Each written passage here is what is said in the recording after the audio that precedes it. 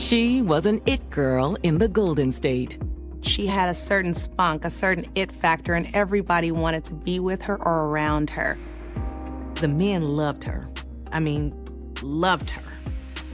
Even though she clearly had a lot of admirers, you know, she was really trying to do it by herself and be really independent. But when blood-curdling screams ring out, she's at risk of losing it all. Mika!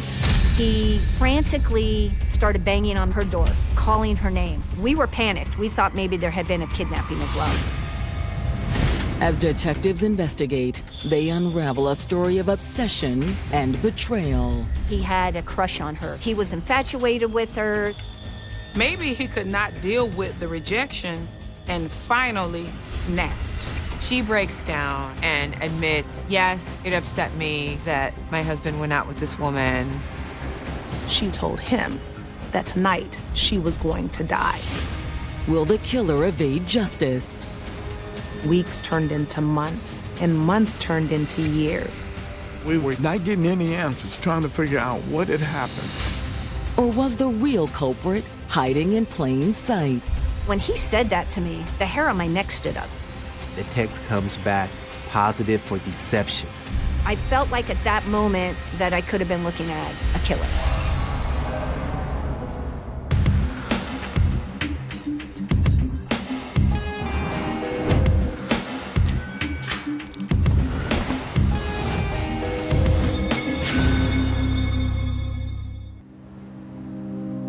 January 1999. It's the start of a new year in Richmond, California.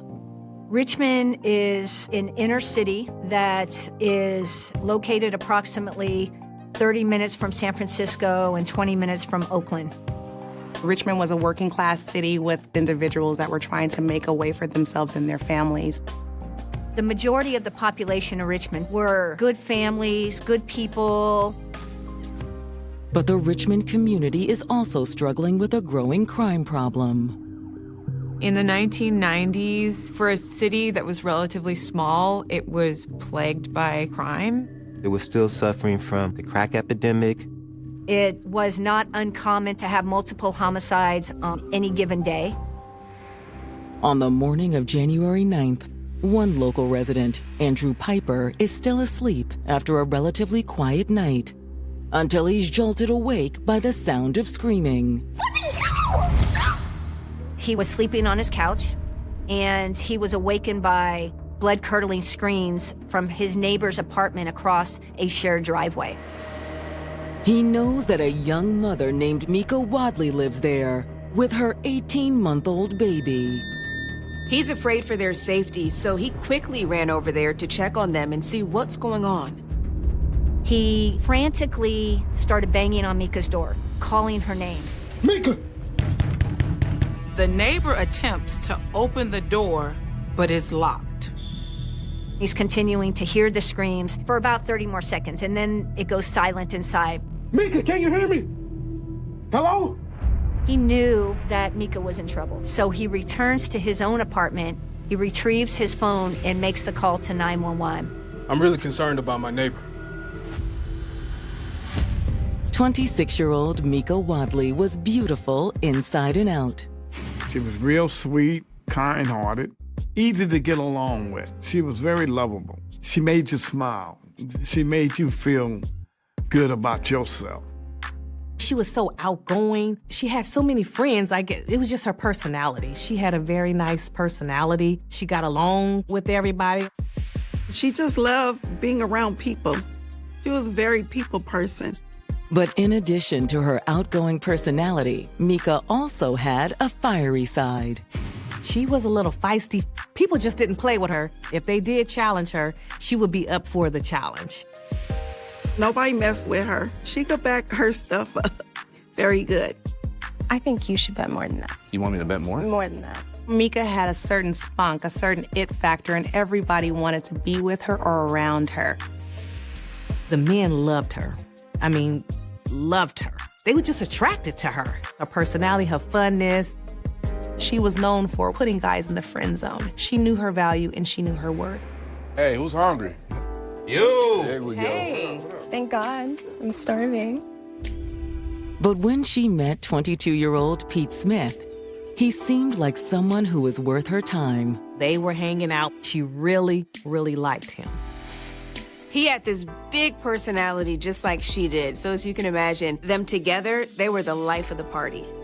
And just a year into the relationship, it took an exciting turn. She was like, Terry, I'm pregnant. I'm like, what? And she was like, yeah, I'm supposed to have a baby. She was very happy when she found out she was pregnant. I just didn't believe it at the time that she was pregnant. So she must have really been in love with this young man. She was ready to have a child and to have a family. But just a few months before Mika's due date, tragedy struck. The tragedy came about by homicide, where her partner Pete was unfortunately murdered. Pete was another casualty of the gun violence plaguing Richmond. Later in the summer, after her partner Pete died, Mika delivered her beautiful baby girl. Caring for a newborn wasn't easy without Pete. So she went to a little depressed stage, and she used to cry a lot. Why don't you let me hold the baby for a little bit? Okay. We all just took care of her because she always gave us joy, happiness. And now we had to turn around and be that support system, for her. One such person who became a beacon for Mika in times of need was her close friend, Cameron. Hey, Kiki. Brought you a little something. Thanks, Cam. You're welcome. Cameron was a friend of the family. We knew his relatives. They actually lived down the hill from us. She really depended on him as a person to share her life with, get advice from, and to have a friendship with. I don't know if I can do this without Pete. Hey, you're not alone. We got you. Cameron was a really good support system for her. He helped her get through that tough time. And with her loved one's support, Mika was able to push through the heartbreak and embrace the joys of motherhood. She loved being a mom. Motherhood was the best thing that had ever happened to her. But now, the safety of Mika and her daughter has been called into question after screams were heard from their apartment. A neighbor called 911 after being woken up by the screaming. I'm really concerned about my neighbor. When officers arrive at Mika's apartment, they find her door ajar. When you see an open door, then you know that there's trouble, there's a problem, so you have to be on guard and ready. Is anyone here? When they were clearing the living room area, it was obvious that there had been some type of struggle in there. Things are all over the place, furniture is moved. And then they find Mika. Her hands are tied above her head, and there's a blanket covering her face. Her underwear had also been pulled down, leading police to believe they may have been dealing with a case of sexual assault. It's a tragic scene, but it's not a hopeless one. The officer goes to check on her, and to his surprise, he finds out that she's still alive. Get in your mess in here. In January of 1999, 26-year-old single mom Mika Wadley was finding joy in motherhood. She lost her partner, Pete, shortly after she became pregnant. It had been a tough year for her. Her daughter was truly a light in the darkness for her. But now Mika has been found unresponsive on the floor of her apartment after a neighbor reported the sound of screams. Thankfully, there's still a chance to save her. Get in your mess in here. Paramedics responded and transported her to a local hospital. But where is Mika's 18-month-old daughter? There's no baby to be found. We were panicked. We thought maybe there had been a kidnapping as well. Fortunately, police soon learn that Mika's daughter is safe and sound with family. She was at my grandmother's house. She was with us. Upon hearing what's happened, Mika's sister Keela drops everything and heads straight to the hospital, where Mika is now in the ICU. I got to the hospital and I said, "Where is she?" And he said, "Oh, they're working on her." And I saw a glass door, and you could see them working on her. They were trying to resuscitate her, but it wasn't going well. And then they came in the room and they said she died. And I said, what do you mean she did? They said they can't tell me nothing. And that was it. When Keela communicates the tragic news to the rest of Mika's loved ones, they're equally devastated. A lot of questions. Is this real? When you use a child, it's hard, you know. To hear that your best friend is dead, that was the worst day of my life. Mika was so joyful, so full of life. Who would want to do something like that to her? Back in Mika's apartment, detectives begin trying to answer that question. What was initially a horrific and brutal assault has now become a homicide case. Outside the residence, investigators locate an important clue. I noticed that there was a large window screen resting against the fence. Is this where the perpetrator entered? Is this how the person got into the home? Inside the apartment, it's clear Mika put up a fight with her attacker. There's clear evidence that there's been a violent struggle here. The couch cushions, some were laying on the floor. There was blood evidence. There was a pair of platform boots, and one was missing a black shoelace. So we automatically assumed that how the suspect bound her wrist was by removing the shoelace from Mika's shoe. Detectives believe sexual assault was the sole motive in this crime. Her wallet was still there. There was jewelry that was still there. Aside from the living room where the big fight happened, the house was otherwise untouched. There wasn't anything obvious missing. But that's not the only reason police think they can rule out robbery as a motive. When first responders found her, she had a blanket covering her face. In my experience, when there are homicides or sexual assaults and it's a known offender, they will often cover the victim's face, almost like they didn't want to see the person in their last seconds. That was a sign to investigators that it was likely someone that she knew. In their search for answers, detectives turned to the neighbor who called 911, Andrew Piper. He knew Mika. When he learned that she had been killed, it was devastating to him. So when you went to check on her earlier this morning, was the door locked? Well, at first it was. After calling 911, he walked back to Mika's apartment. And this time, the door was open. This was startling to the neighbor in that just moments before, this door was locked. I thought about going to check in on her at that point, but I was afraid. He had a little bit of remorse because despite the door being open, he chose not to go in. Was there anyone else in the vicinity while all of this was going on? Well, there was this one guy. He noticed that there was a man in the distance exiting the apartment complex. He was too far away to get a good look, but he believed that he was wearing a beanie and a gray sweatshirt.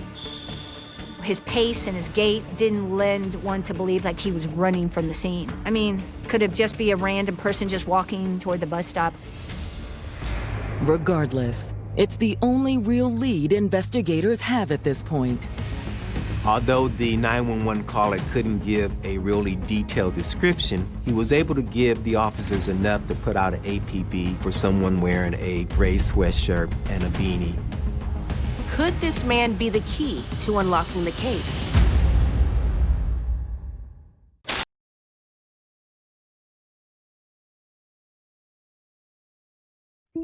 Detectives in Richmond, California are investigating the death of beloved 26-year-old single mother, Mika Wadley. Mika Wadley was murdered inside her apartment. And the only lead they have so far is a vague one. A neighbor saw a man he didn't recognize leaving the apartment complex after the crime took place. But the man wasn't exhibiting any suspicious behavior, so it's not clear if he had anything to do with it. As officers continue putting feelers out for this mysterious individual, detectives receive word that the results of Mika's autopsy are in. Her autopsy spoke volumes. Mika died in probably the most personal way that you can die. She was smothered. That takes a while to take place, and that's very painful. But according to the autopsy, Mika wasn't sexually assaulted. She was a firecracker, and she fought him tooth and nail until the end. She must have fought so hard that her killer was not successful in that regard. Detectives suspect that after the killer heard Andrew Piper knocking on the door, he knew his time was limited. When she screamed, he had to know that someone was going to come. He had to know that if he didn't prevent Mika from being able to tell anybody who he was, he, unfortunately for Mika, had to make a decision. So he smothered her to keep her quiet, and when he thought she was dead, he fled the scene. But who is he? Investigators hope Mika's family can provide some insight. Can you think of anyone who would want to attack Mika? No, everybody loved her. If you seen her as a person, you wouldn't think she had no enemies at all. I just couldn't see why someone would want to take her life. What about a boyfriend? Was she seeing anyone? Probably in any homicide case where you have a woman who's been killed, I mean, the first person that police always look at is a boyfriend. But she wasn't with anybody. After her ex died, she kind of gave up on dating. She'd just been focused on her daughter and wasn't trying to get into a relationship anytime soon. So you can't think of anyone that she may have been out with on Friday night? Mika's family reveals she did go out with someone that evening. But he's just a friend. What is his name? Cameron King. The detectives learned that the night before, Mika and her good friend Cameron had dropped off Mika's daughter with Mika's family so that the two of them can go see a movie. The family tells me that he is somebody that she had known for about 6 or 7 years after meeting at a local junior college. He was real goofy like her. They would just go to the movies and hang out, but she wasn't like attracted to him. However, Mika's family says Cameron was clearly vying for something more. And he definitely wanted to date her. The way that Cameron would kind of gush around, when Mika would speak, they were pretty confident in knowing that he had a crush on her. Oftentimes, when they were hanging out late, Mika would allow Cameron to crash on her couch, and he would leave early in the morning before she would wake up. However, the family says a few weeks earlier, Cameron had exhibited some strange behavior. They didn't really feel, initially anyway, that he would ever act on his feelings, except several weeks prior to Mika's homicide. Mika shared with her sisters that one night Cameron was over watching a movie, she went to bed, he was going to sleep on the couch and then let himself out. But when she woke up in the middle of the night, she saw Cameron sitting on the edge of the bed, staring at her. Cameron, what are you doing? Hey, I'm sorry. I'm just gonna go. I'm gonna leave. Okay? I'm sorry. It really freaked Mika out. Based on this unsettling information, detectives can't help but wonder if Cameron had something to do with Mika's death. At this point, the urgency to speak to him has now increased because here we have a young woman that was found naked from the waist down and having a male friend that I was told that also was infatuated with her, that was close to her, and that may have wanted more. Maybe he can no longer deal with the rejection and finally snapped.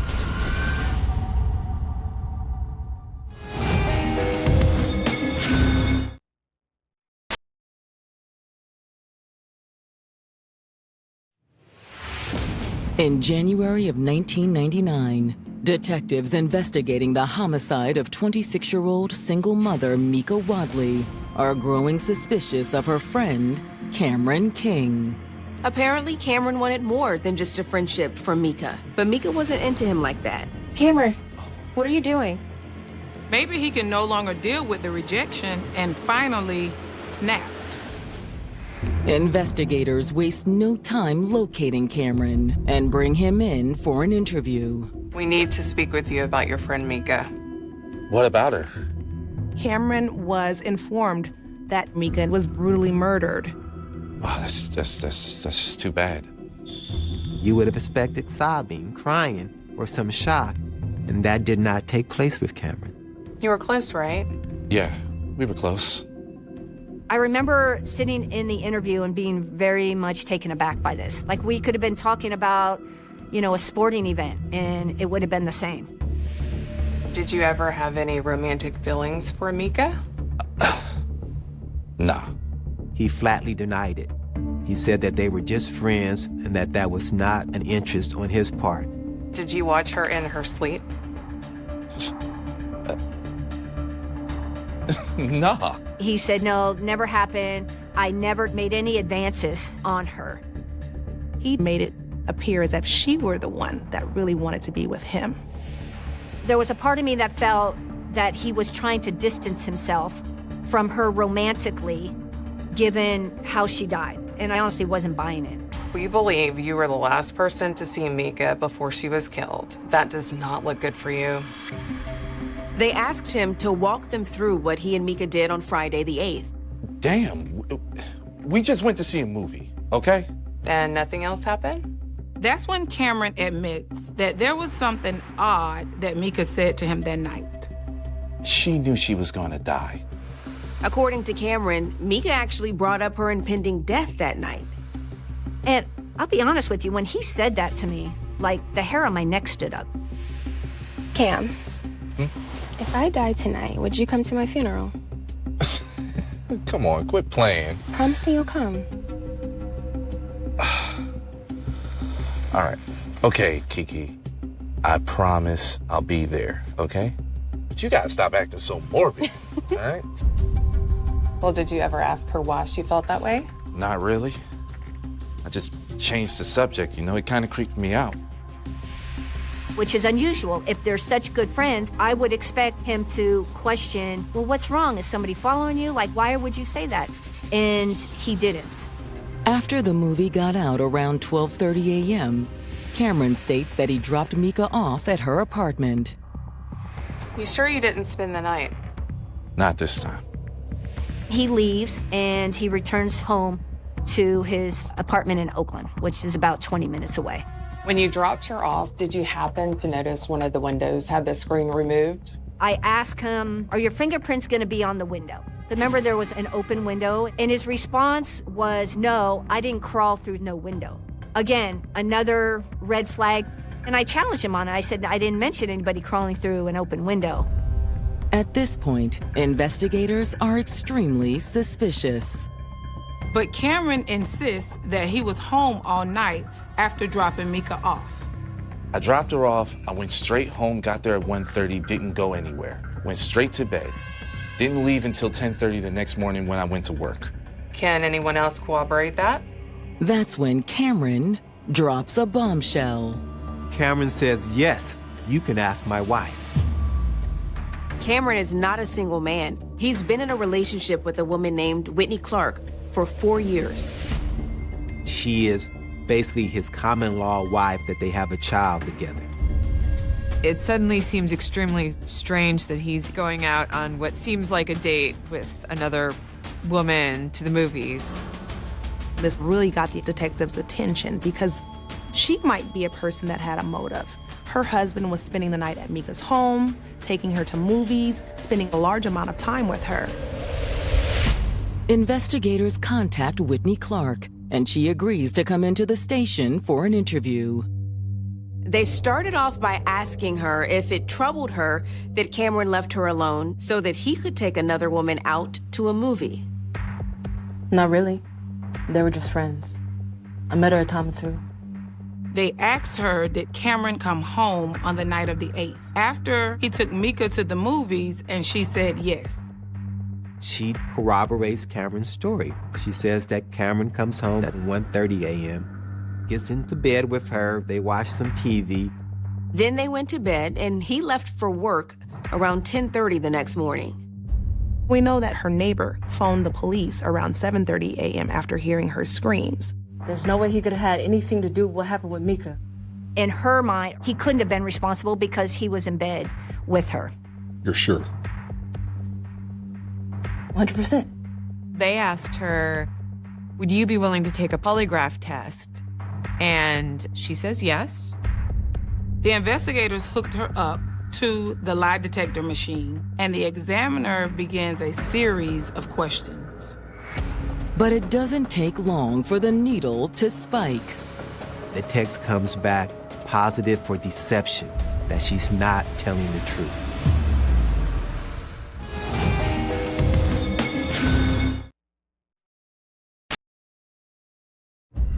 Richmond detectives are in the midst of interviewing Whitney Clark about the murder of 26-year-old single mother Mika Wadley. Her common-law husband, Cameron King, was the last person to see Mika alive before she was killed. Whitney has denied having anything to do with Mika's murder and says she was at home with her young daughter that morning. According to Whitney, Cameron was home too. But is she telling the truth? So, as a part of her questioning, Cameron's wife was asked to take a polygraph test that she unfortunately failed. The two questions on which she was deemed untruthful were, are you certain Cameron came home at 1:30 a.m.? And are you covering up for your husband? Whitney, we know you aren't being totally honest with us here. Okay. Okay. Whitney admits that Cameron's close relationship with Mika bothered her more than she initially let on. She breaks down and admits, yes, it upset me that my husband went out with this woman. In fact, she was really upset because she believed that Cameron had taken $20 from out of her pocket in order to go to the movies. Imagine if someone used your hard-earned cash to buy another woman's movie ticket and popcorn. Right, it made my blood boil. But Whitney maintains that Cameron did return home by 1:30 a.m. She had stayed up until he arrived home at 1:30 in the morning because she was going to confront him about the money that he had stolen from her to take Mika out. So after Cameron got home later that night after dropping off Mika, he and his wife had an argument. The argument went on for a while until Cameron said he was done arguing and crawled into bed and went to sleep. She woke at 10:30 in the morning. Cameron was in bed with her. She said, I'm a sound sleeper. I slept right through until 10:30 a.m. Well, if you were soundly asleep, how would you know if Cameron would have gotten up and left and returned home? Mika was killed around 7:30 a.m. It's entirely possible that Cameron could have gone back to Mika's and killed her, and then snuck back into bed before his wife woke up. After speaking with Whitney, detectives circle back around to Cameron and issue another polygraph test. Will he also show signs of deception? During the polygraph examination, Cameron did pass some of the test questions. Questions where he works, where he lives, things of that nature. Then, as the questions get related to the incident and more complicated, all of a sudden, he is found untruthful on two questions. The first question is, were you present when Mika Wadley was injured? The second question was, did you have anything to do with the death of Mika Wadley? He failed miserably on both those questions. It's been looking more and more to investigators like they've zeroed in on their main suspect. But Cameron insists they've got it all wrong. When I continued to press him, he just continued to announce his innocence. I didn't do it. I was home. You're wasting your time. I didn't do it. All of this adding up is unsettling. His story felt very manufactured. And I felt like at that moment that I could have been looking at a killer. Detectives take DNA and fingerprint samples from both Cameron and Whitney. But once it's run through the lab and compared to the DNA at the crime scene, detectives are surprised to learn it was, in fact, not a match. Are you sure? There's no DNA from Cameron or his wife that's at the crime scene that's on Mika. So now, They had to start from square one. If Cameron wasn't involved, they can't rule out that this was a completely random crime. So that was really what we were fearing, is that we had a serial rapist on our hands. Despite the setback, investigators continue to diligently work on the case. Our focus was still continuing to see, if not Cameron, then who? And we just continue to forge ahead and try to identify the person. Police acquired a list of every known sex offender in the area, and they interviewed each one of them to make sure that they had a rock-solid alibi. But their efforts prove unfruitful. So days turned into weeks, and weeks turned into months, and months turned into years, and the case became cold. So, I mean, you can imagine how difficult this would be for Mika's family. Beside being disappointed that they may never get justice, they're also worried about their own safety. I'm scared to go in my own house because you have that in the head. Who is it? Is it someone I know? Am I talking to this person? Like, why?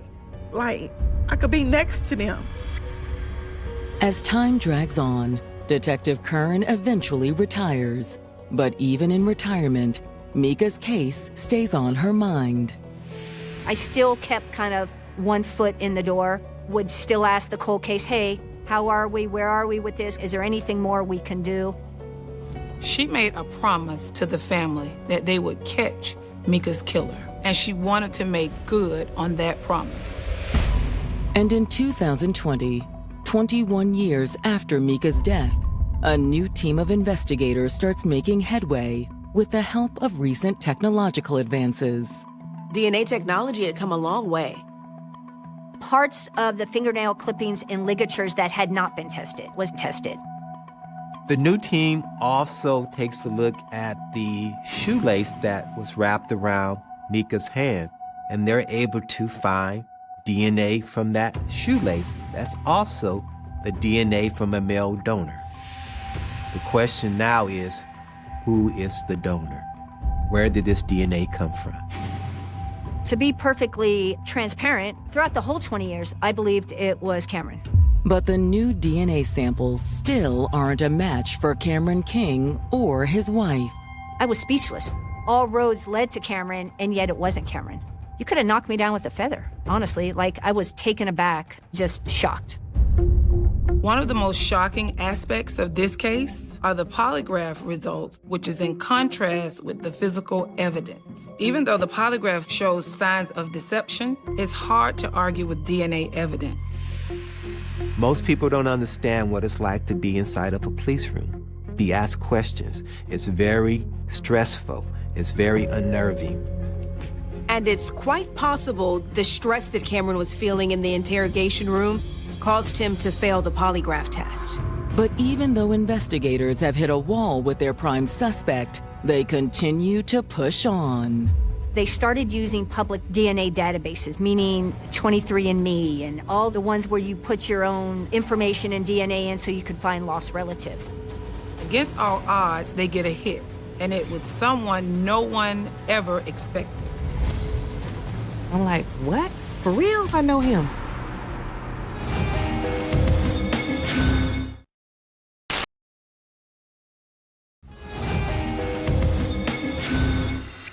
"21 years have passed since the murder of beloved single mother, Mika Wadley. But now detectives may finally have the lead they've been waiting for.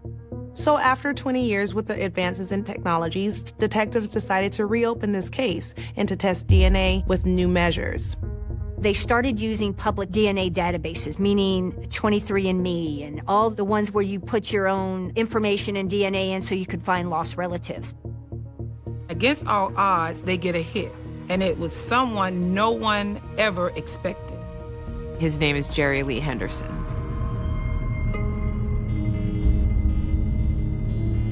His name has never come up, not one time throughout this 20-year investigation. Richmond Police Department contacted the family and showed a picture, and they asked, do you know the name of Jerry Lee Henderson? And at that time, they had no knowledge of anybody by that name.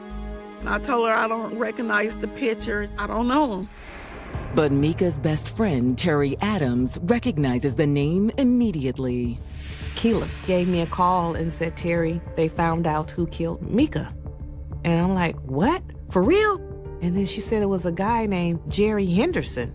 You know him? I'm like, yes, I know him. Jerry Lee had attended some classes at junior college with Mika. He was kind of an acquaintance, but not anybody that she would speak of frequently. We all went to Contra Costa College. We would just hang out, but I couldn't see the connection with Jerry and Mika because they weren't friends outside of us being all together. Around the time Mika was killed, Jerry had been down on his luck. He was having problems trying to have work and find a place to live. He'd actually been kicked out of his place. He was homeless at some point. So the million-dollar question is, why? Why and how he ended up at her home that night. So one theory that was put forward was that Jerry may have been coming to Mika's apartment in search of a place to stay because he had been kicked out. So investigators believe he most likely snuck in through the window early in the morning, thinking Mika wasn't home. When he made it through the window and spotted Mika asleep, something in him must have snapped and decided he wanted more than just a place to stay. Investigators believe he spotted her boots on the floor and quietly removed one of the shoelaces. What are you doing? Let me go! Stop! Jerry, stop! So he binds her wrist and he's trying to sexually assault her. But Mika fought back. She's on the couch. She's pushing and she's fighting. She gave it her all. That's why we have this evidence of this struggle. She must have fought really hard in order to make sure he wouldn't do what he was trying to do. She bled pretty well from her defensive wounds.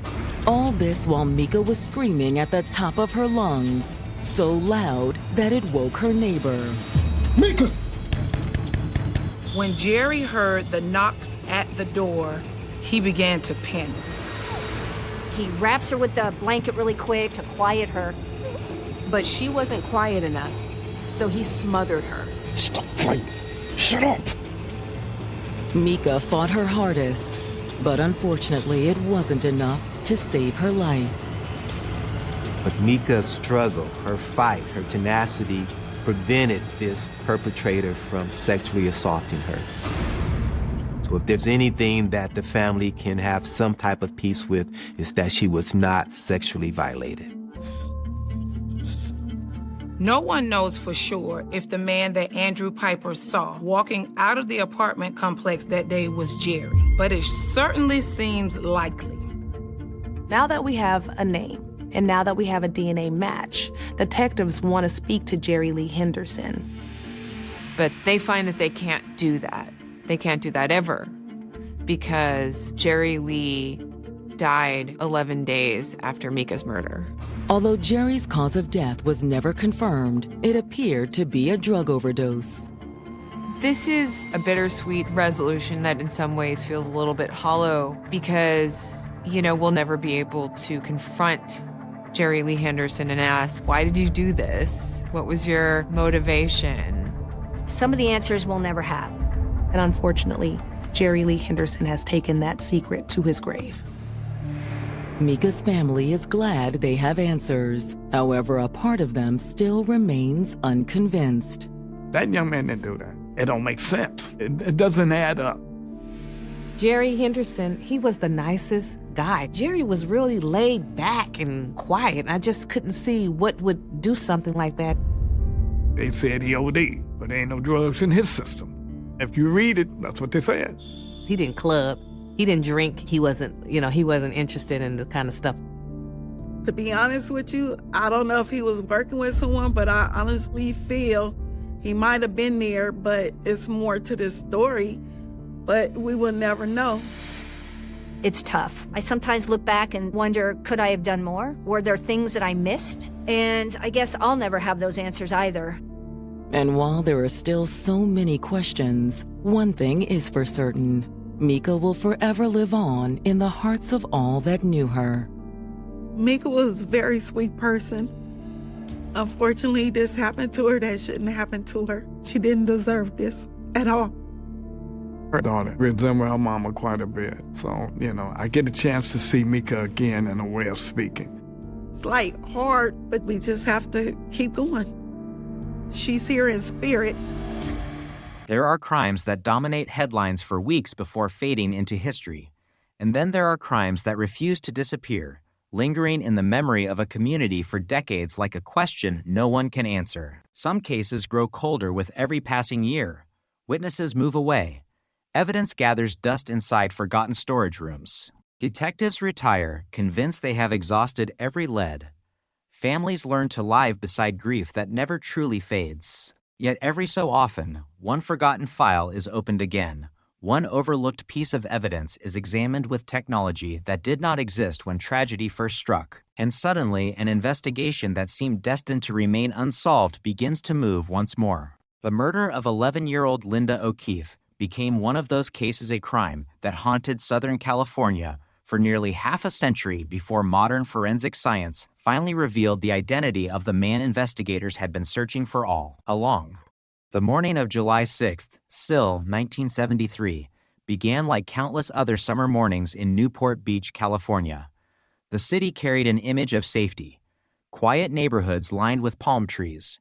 Children riding bicycles through residential streets. Families preparing for vacations while schools remained closed for summer break. It was the kind of community where parents believed their children could still walk familiar routes without fear. Few could have imagined that before the day was over, the city would become the scene of one of the most heartbreaking child murder investigations in its history. Linda O'Keefe was 11 years old. Friends and family remembered her as bright, energetic, and responsible beyond her years. She loved spending time outdoors, enjoyed sports, and looked forward to ordinary childhood adventures that most people eventually forget. Nothing about that Friday suggested it would become the final chapter of her young life. That morning, Linda attended a summer swim practice held at the local school. She had participated many times before. It was part of her normal routine, one her parents had every reason to trust. Children gathered at the pool under the California sun, laughing between practice drills, unaware that somewhere nearby a predator was watching the world move exactly as it always had. When practice ended shortly before noon, Linda began walking home alone. The distance was not great. It was a familiar route she had taken before. Witnesses later recalled seeing her carrying her towel, wearing her swimsuit beneath casual clothing, heading toward the neighborhood where her family waited. She never arrived. At first, nothing seemed unusual. A child running late could mean any number of innocent explanations. Perhaps she had stopped to visit a friend. Perhaps she had paused to buy a snack or talk with classmates. Minutes stretched into an hour. Concern slowly replaced patience. Her family began making phone calls. Friends had not seen her. Neighbors had no answers. Every passing moment made the silence heavier. Then came the realization every parent fears. Linda was missing. Within hours, Newport Beach police launched an extensive search. Officers canvassed neighborhoods. Volunteers joined the effort. Cars drove slowly through residential streets while people called her name across parks, empty lots, and school grounds. Search teams hoped they would find a frightened little girl who had become lost or injured. Instead, investigators would soon face evidence pointing towards something far darker. Witnesses began reporting a suspicious vehicle seen near the school around the time Linda disappeared. Descriptions varied, as eyewitness accounts often do under ordinary circumstances, but investigators believed they were searching for a light-colored van in 1973. Surveillance cameras were virtually non-existent. No security footage documented the streets. No mobile phones recorded passing traffic. Detectives depended almost entirely on human memory, and memory can become frustratingly unreliable once panic sets in. One witness believed they had seen Linda speaking with the driver. Another thought she may have been forced inside. Others could remember only fragments: a vehicle, a direction of travel, a moment that seemed unimportant until news spread that a child had vanished. Every small detail suddenly mattered. Investigators raced against time because statistics have always shown that the first hours after a child abduction are the most critical. Every minute without answers gives a kidnapper greater opportunity to escape, conceal evidence, or cross county lines before police establish coordinated searches. Roadblocks were considered. Descriptions were broadcast to surrounding law enforcement agencies. Officers interviewed anyone who might have crossed Linda's path. Still, the trail was already beginning to fade. Late that afternoon, the search came to a devastating end.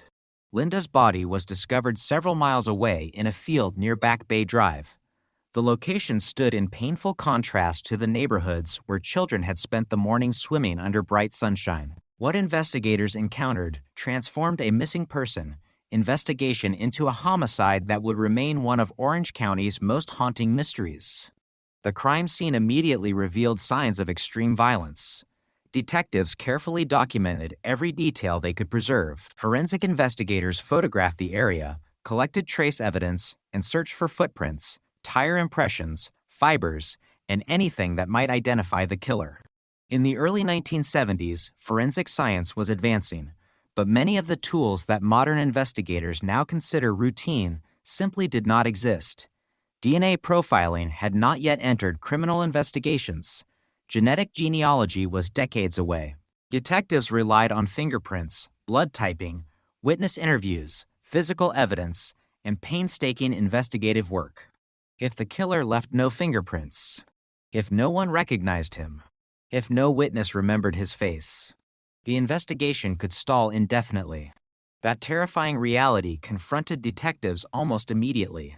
News spread rapidly across Southern California. Parents who had once allowed children to walk alone suddenly changed household rules overnight. Schools reviewed safety procedures.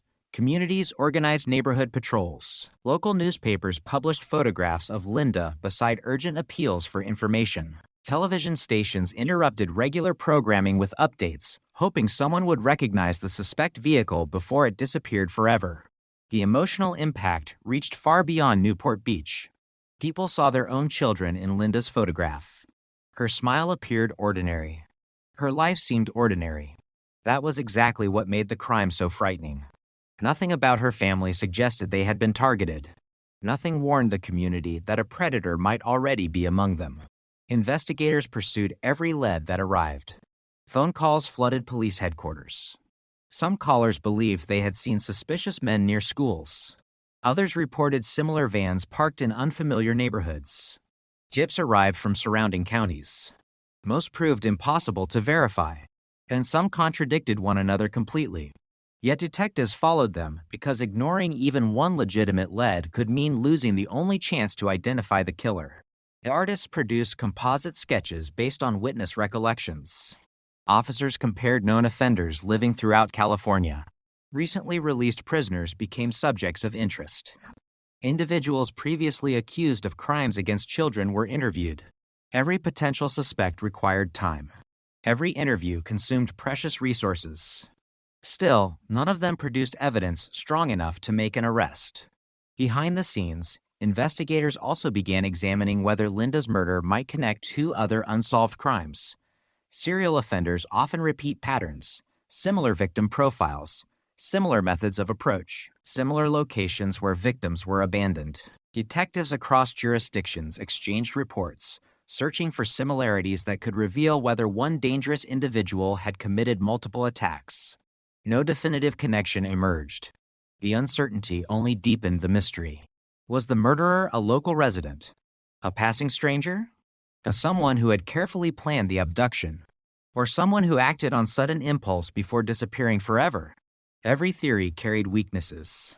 Every possibility opened new questions. Linda's family entered a reality no family should ever experience. Instead of watching a daughter grow through middle school and high school, they found themselves speaking with homicide detectives, attending memorial services, and answering endless questions from investigators searching desperately for overlooked details. Had Linda mentioned anyone unusual? Had she recently felt frightened? Had strangers approached her before? The answers brought little comfort. She had simply gone to swim practice. She had started walking home. Then she vanished. As weeks became months, investigators reviewed evidence repeatedly, Maps covered conference room tables. Pins marked witness sightings. Timelines were reconstructed hour by hour. Detectives revisited neighborhoods, hoping someone who had remained silent might finally remember an important detail. Sometimes cold cases are not created by lack of effort. Sometimes they are created because the available science has reached its limits. That appeared to be exactly what had happened here. Evidence existed, but the technology capable of unlocking its secrets had not yet been invented. Years passed. The headlines disappeared. New tragedies replaced old ones. Detectives transferred to different assignments. Some retired. Others passed away. Boxes containing reports, photographs, laboratory notes, and physical evidence were carefully archived, waiting for a future generation of investigators who might see something their predecessors could not. Yet Linda's name never completely vanished from Orange County. Every anniversary brought renewed media attention. Each article ended with the same haunting reality. No arrest, no conviction, no answers. Parents who remembered the summer of 1973 continued telling younger generations about the day fear changed their community forever. Children who had grown up alongside Linda became adults carrying memories of police cars, search parties, and newspaper headlines they never forgot. For many residents, the passage of time did not erase the crime. It simply transformed it into a permanent scar, a reminder that evil can appear without warning in places that seem safest. Investigators refused to destroy the physical evidence collected from the crime scene, despite the passing decades. That decision would eventually prove critical, although no one in 1973 could have predicted why. Somewhere inside carefully preserved evidence lay microscopic clues that future technology might one day reveal. The detectives could not yet read those clues, but they understood something important. Science evolves. What appears impossible today may become routine tomorrow. As the years rolled into decades, the Linda O'Keefe investigation settled into the category every detective dreads a cold case. The file remained open, but meaningful progress seemed almost impossible. Witness memories faded. Some individuals connected to the investigation died before seeing justice. Entire generations grew up without knowing the details of the crime, while the man responsible continued living somewhere beyond the reach of investigators, carrying a secret that had survived year after year without exposure. No one could yet know that the evidence quietly waiting inside police storage would eventually meet a revolutionary form of forensic science. No one could imagine that decades after detectives first walked that lonely crime scene under the blazing California sun, a single breakthrough in DNA technology would begin unraveling one of the state's oldest unsolved child murder cases, bringing investigators closer than ever before to the truth they had pursued for nearly 50 years. For investigators, the hardest part of any homicide is not always arriving at the crime scene. It is waking up weeks later with no new leads, no credible suspects, and no certainty that tomorrow will be any different. In the Linda O'Keefe investigation, that reality settled in with relentless force. Every day that passed without an arrest widened the distance between the killer and the evidence left behind. Detectives understood a painful truth that every homicide investigator eventually faces. Memories fade far faster than physical evidence, but physical evidence is only valuable if science can explain what it means. The first weeks after Linda's murder became a blur of interviews, reports, and long hours inside cramped detective offices. Thousands of pages of notes began filling the case file. Officers retraced Linda's route from the swimming pool to the place where she was last seen alive. They measured distances, timed walking speeds, and reconstructed minute-by-minute timelines in hopes of identifying the exact window during which she disappeared. The timeline was disturbingly narrow. Linda had left her swim practice shortly before noon. Witnesses confirmed seeing her walking alone toward home. Sometime during that short journey, she encountered the person who would take her life. Detectives believed the abduction happened quickly. There were no widespread reports of screams. No one recalled seeing a prolonged struggle in broad daylight. Whatever happened unfolded in moments, leaving almost nothing behind except uncertainty. The possibility that the offender had carefully planned the attack immediately became one of the investigation's central questions. Was Linda specifically targeted? Or had the killer simply been searching for any vulnerable child? That distinction mattered. A targeted crime suggested familiarity. A random attack suggested an unknown predator capable of striking again. Investigators refused to assume either possibility without evidence. Instead, they examined every aspect of Linda's life: her school, her friends, her extracurricular activities, her family's routine, neighbors, relatives, teachers, coaches. Anyone who had interacted with her became part of the investigation. Nothing suggested that Linda had enemies or had been involved in circumstances that pointed towards someone close to the family. Friends consistently described her as cheerful and responsible. Teachers remembered an ordinary student enjoying the freedom of summer vacation. Family members could think of no one who might wish to harm her. The absence of an obvious suspect forced detectives to widen their search. Attention quickly shifted towards strangers who had been seen in the area during the days leading up to the murder. Police circulated descriptions of suspicious vehicles and individuals reported by witnesses. One recurring detail continued appearing throughout interviews: a light-colored van observed near the school and surrounding neighborhood. In modern investigations, surveillance cameras often answer questions that witnesses cannot. Streets, parking lots, businesses, and traffic intersections are routinely monitored. In 1973, detectives had no such advantage. If someone drove away unnoticed, there was rarely any recording to review later.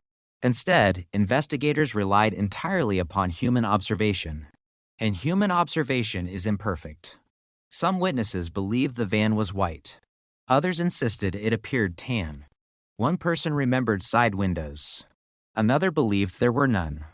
License plate numbers proved impossible to confirm. Each interview produced fragments rather than certainty.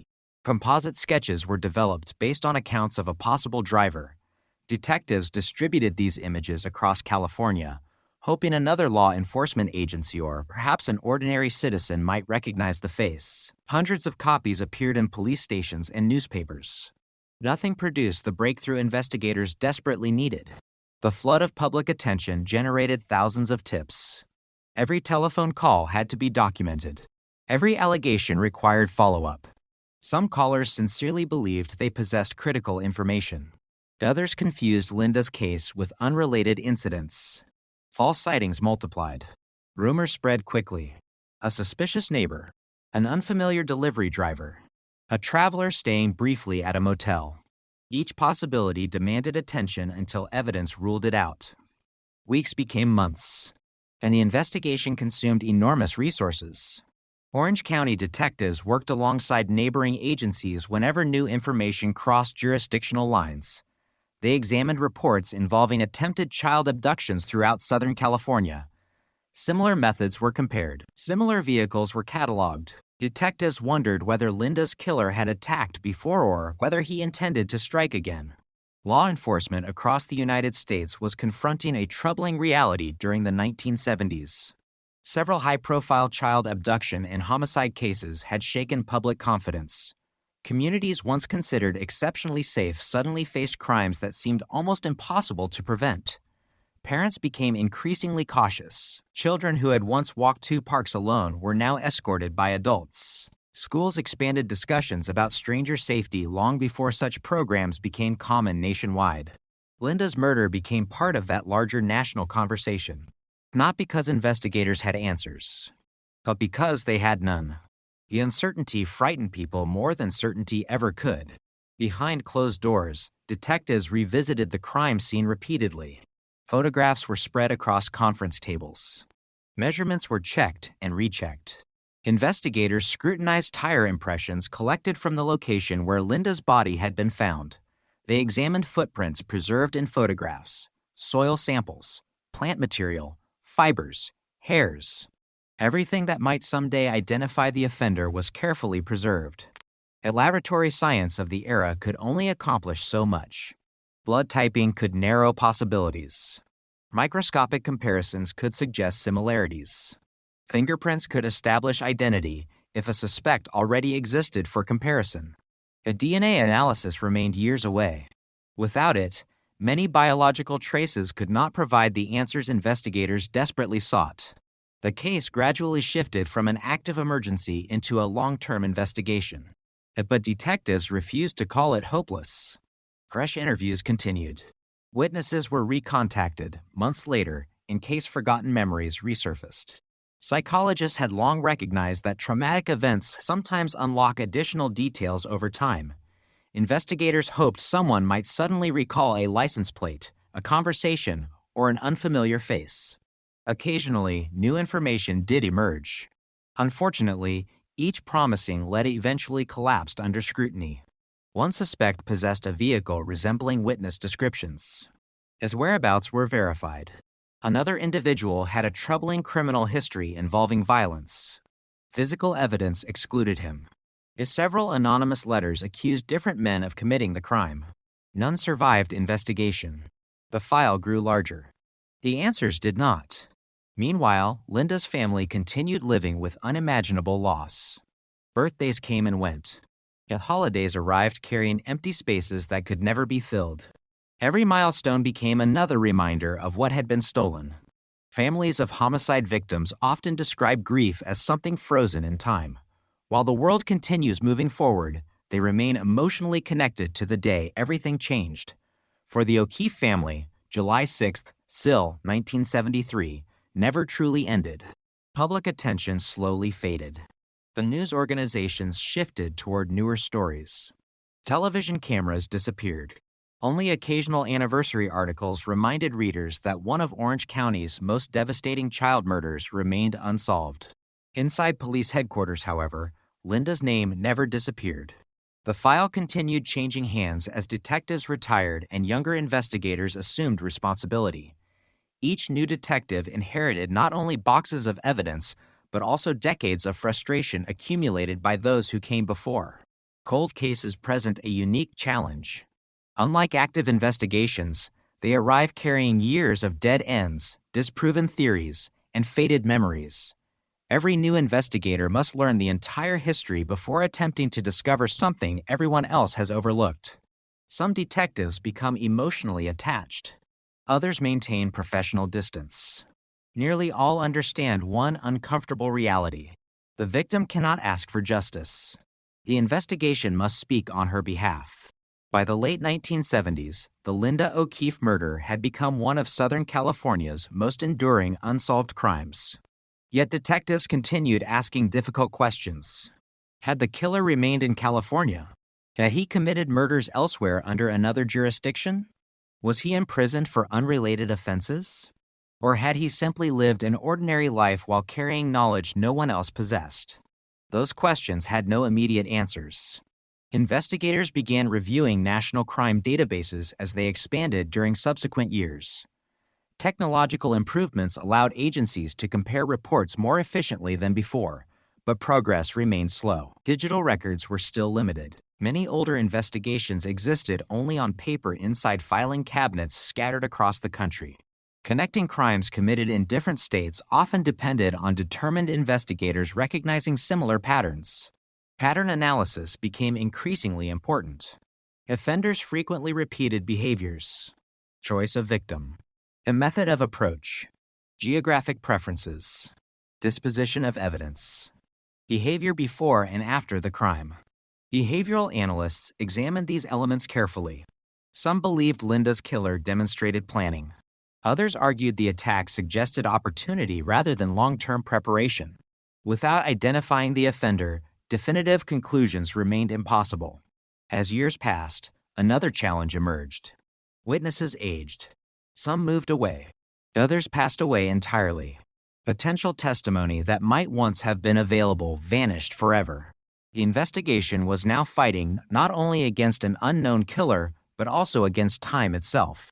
Still, detectives preserved everything. Every evidence envelope. Every photograph. Every handwritten note. Every laboratory report. Those decisions reflected remarkable foresight.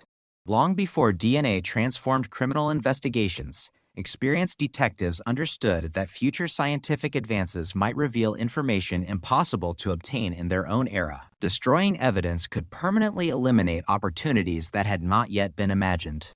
The physical evidence from Linda's case therefore remained protected under carefully controlled conditions. Decade after decade. Waiting. Unchanged. Silent. Outside law enforcement, California itself transformed dramatically. Neighborhoods expanded. Roads changed. Businesses replaced empty lots. Children who had attended school with Linda grew into parents themselves. Many newcomers to Newport Beach knew nothing about the tragedy that had once dominated local headlines. Yet longtime residents remembered. Some could still describe where they were when they first heard the news. Others remembered joining volunteer searches. Many never forgot the fear that spread through the community that summer. For parents raising children in the years afterward, Linda's story became a warning repeated countless times. Walk together. Stay alert. Don't accept rides from strangers. Simple advice born from devastating experience. The investigation entered the 1980s carrying little momentum but refusing to close. Detectives periodically reviewed evidence whenever forensic laboratories announced improvements in scientific testing. Could blood evidence reveal something new? Could microscopic fibers now be compared more accurately? Could preserved biological material answer questions impossible to solve before? Each advancement generated cautious optimism. Each review ended with the same disappointment. The available technology still could not identify an unknown offender from biological evidence alone. That capability simply did not yet exist. Nevertheless, the evidence survived. Locked away, cataloged, protected, waiting for a future that investigators could barely imagine. Somewhere beyond the shelves of evidence storage, the person responsible for Linda O'Keefe's murder continued living in freedom. Whether he believed he had escaped forever or whether he quietly feared discovery remained unknown. He aged as the investigation aged. His appearance changed. His routines changed. Entire decades passed between the crime and the scientific revolution that would eventually reshape homicide investigations around the world. No detective working the original case could have predicted exactly when that revolution would arrive. But it was coming. And when it finally reached Orange County, the fragile biological traces collected back in 1973, evidence preserved through patience, discipline, and remarkable foresight would become far more valuable than anyone standing at that original crime scene could ever have imagined. Time changes almost everything.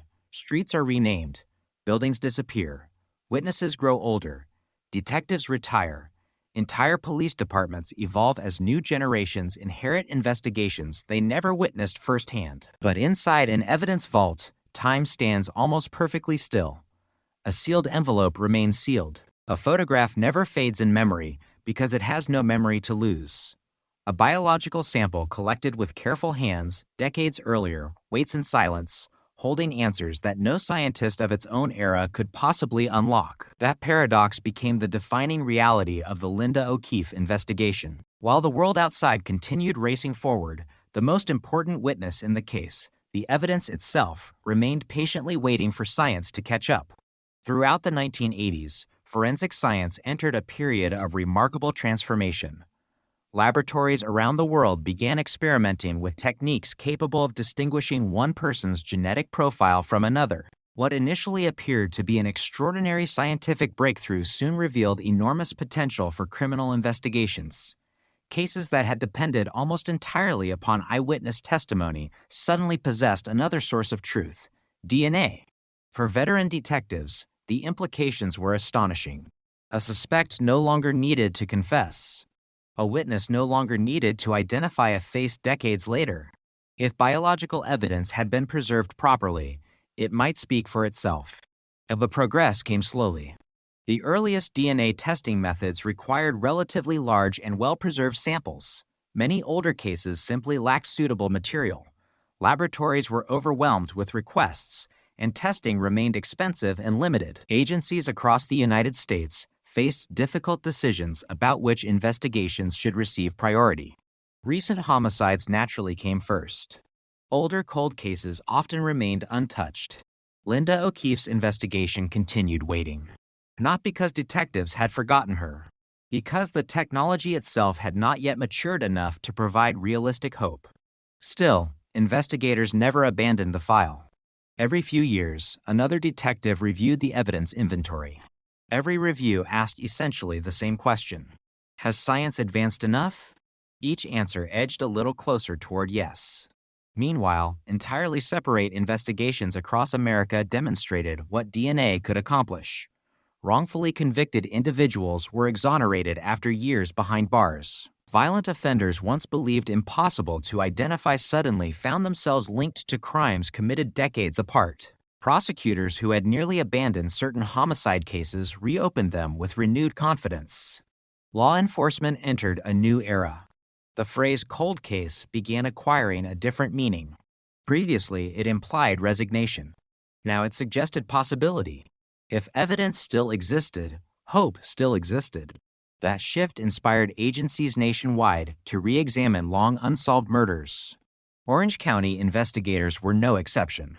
The Linda O'Keefe file periodically returned to active review whenever advances in forensic biology justified another look. Specialists evaluated preserved evidence collected in 1973, determining whether modern laboratory methods might recover useful genetic material. The process demanded extraordinary caution. Evidence nearly 20 years old could not simply be handled casually. Contamination had to be avoided. Documentation had to remain meticulous. Every movement required careful recording because one mistake might permanently destroy irreplaceable material. The investigators understood exactly what was at stake. They possessed only one opportunity to perform certain tests. There would be no second chance. During these years, public memory of Linda's murder quietly endured. Anniversary newspaper articles occasionally revisited the investigation, reminding readers that the case remained open. Television stations interviewed detectives who continued expressing determination despite the lack of visible progress. Each interview carried a similar message. Someone knows something, as someone has remained silent. Even after all these years, detectives hoped publicity might encourage reluctant witnesses to come forward. Sometimes it did. Former residents contacted investigators after seeing anniversary coverage. Individuals reported suspicious memories from decades earlier. Some admitted they had dismissed certain observations at the time because they never imagined they might matter. Every new lead received attention. It most ultimately proved unrelated. Nevertheless, investigators never dismissed information simply because it arrived late. Cold cases teach detectives patience. And sometimes the smallest detail emerges after decades. Sometimes it changes everything. The challenge was separating meaningful information from ordinary human memory, which naturally changes over time. Psychological research has repeatedly shown that memories are reconstructed rather than replayed like recordings. Conversations, newspaper reports, and the passage of years can unintentionally alter recollections. Detectives therefore treated delayed witness statements carefully, comparing them against original reports created much closer to the crime itself. Occasionally, similarities reinforced credibility. More often, inconsistencies prevented investigators from relying upon them.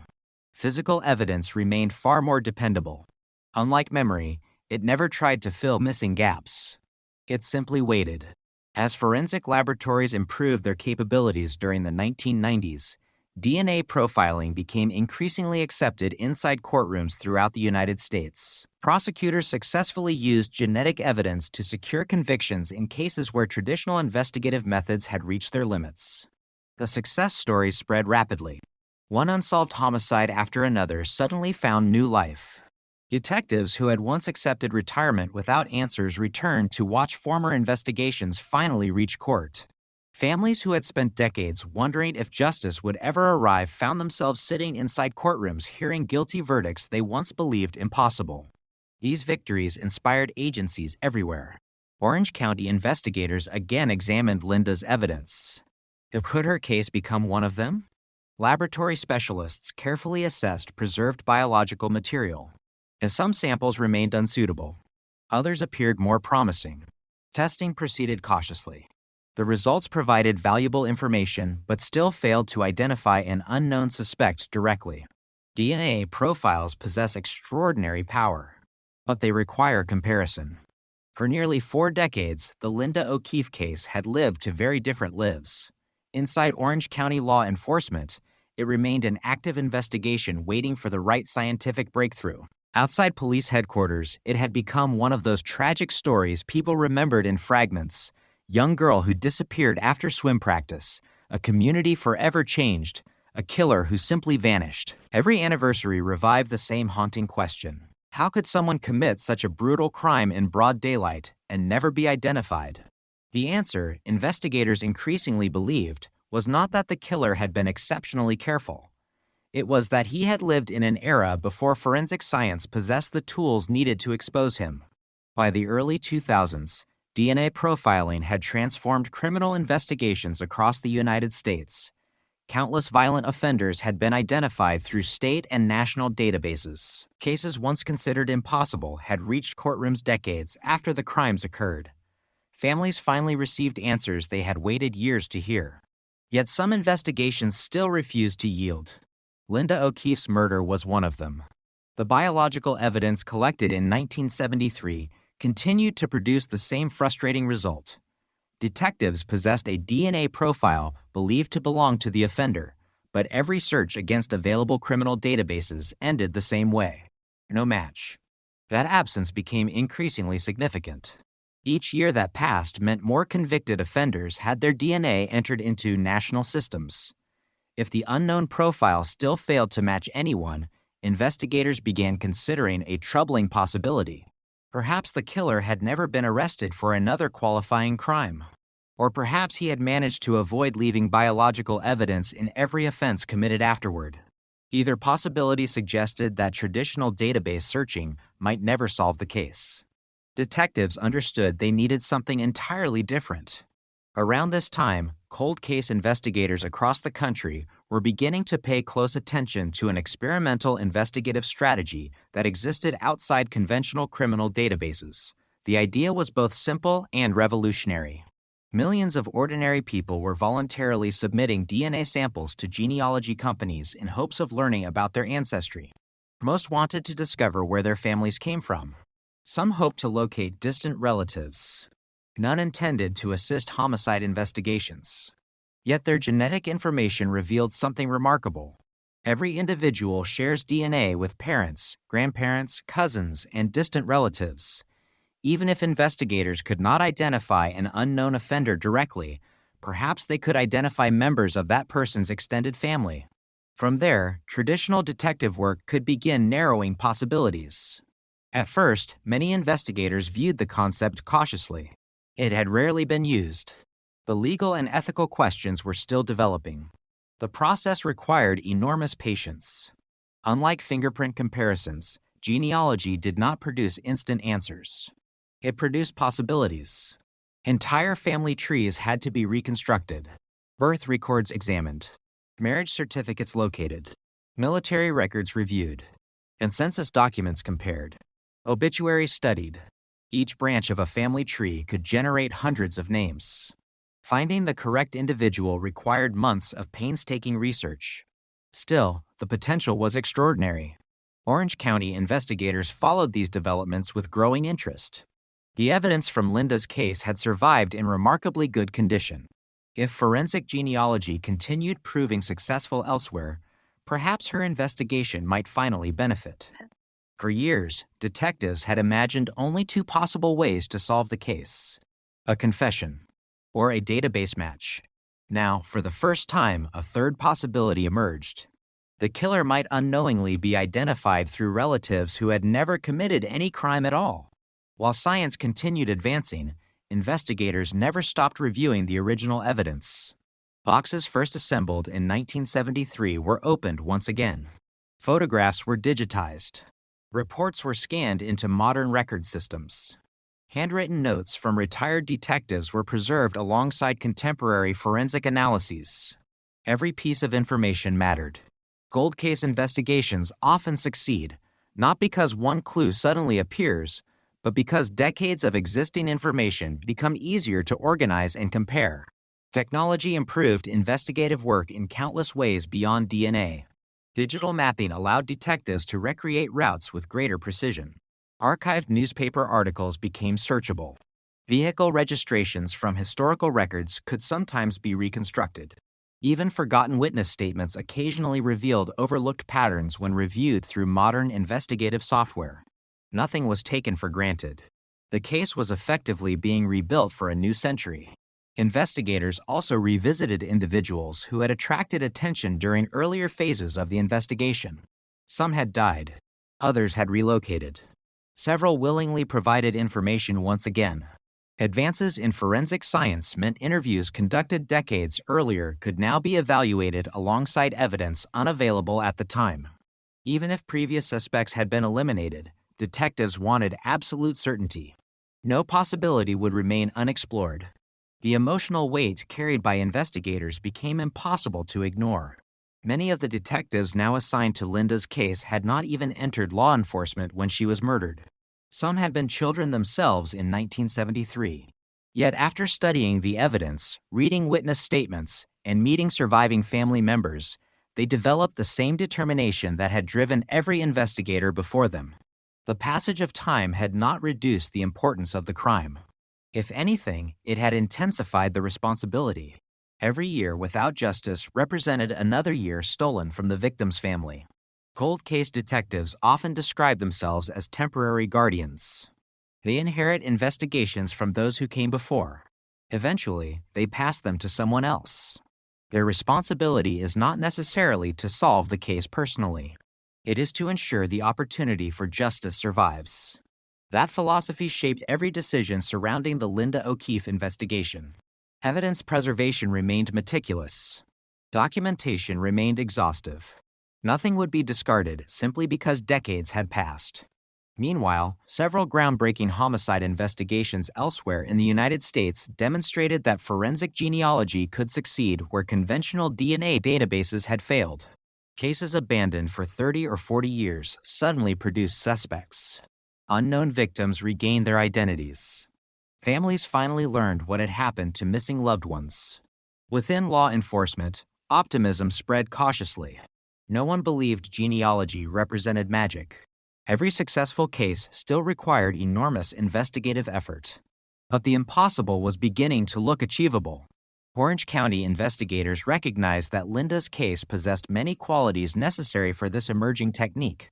Preserved biological evidence, a usable DNA profile, extensive historical documentation, a clear timeline. The ingredients existed. The challenge lay in assembling them correctly. Obtaining suitable genetic analysis required specialized expertise beyond ordinary forensic laboratories. Detectives worked with experts capable of generating the type of DNA information needed for genealogical comparison. Unlike traditional forensic testing, which focuses primarily on identification, genealogy required far broader genetic data. Producing that information from evidence collected in 1973 demanded extraordinary care. Every laboratory procedure carried risk. Ancient biological samples can degrade. Contamination must be avoided completely. Scientists worked methodically, understanding they were handling evidence unlike almost anything else in the laboratory. For detectives, the waiting became almost unbearable. Months passed with little visible progress. Genealogy investigations rarely generate dramatic breakthroughs overnight. Instead, they advance through countless tiny discoveries. A distant cousin identified. A family branch confirmed. A surname eliminated. A historical document located. Each step appears insignificant until viewed together. Only then does a picture begin emerging. Investigators remained realistic. The offender could have thousands of distant relatives. Many records might be incomplete. Family histories often contain errors. Adoptions, name changes, and undocumented relationships can complicate genealogical reconstruction enormously. Still, every completed branch narrowed the search. Slowly, patiently, methodically. Throughout this period, Linda's family continued waiting with remarkable resilience. Nearly 4 decades had passed since that July afternoon. Children born after the murder had already become adults. Entire generations had lived without knowing the identity of the person responsible. Yet hope, though often quiet, never disappeared completely. Detectives refused to make promises. Cold case investigations have disappointed families too many times. Instead, they explained only that science continued advancing. Work continued. Evidence continued speaking. The answers might exist. No one knew how close they truly were. Behind the scenes, investigators gradually began seeing something they had never possessed before. Not a suspect. Not yet. But a direction. The genealogy work suggested that the unknown DNA profile belonged to someone connected to a particular extended family. It was the first meaningful movement in decades. For nearly 40 years, every investigative path had eventually ended. This one kept going.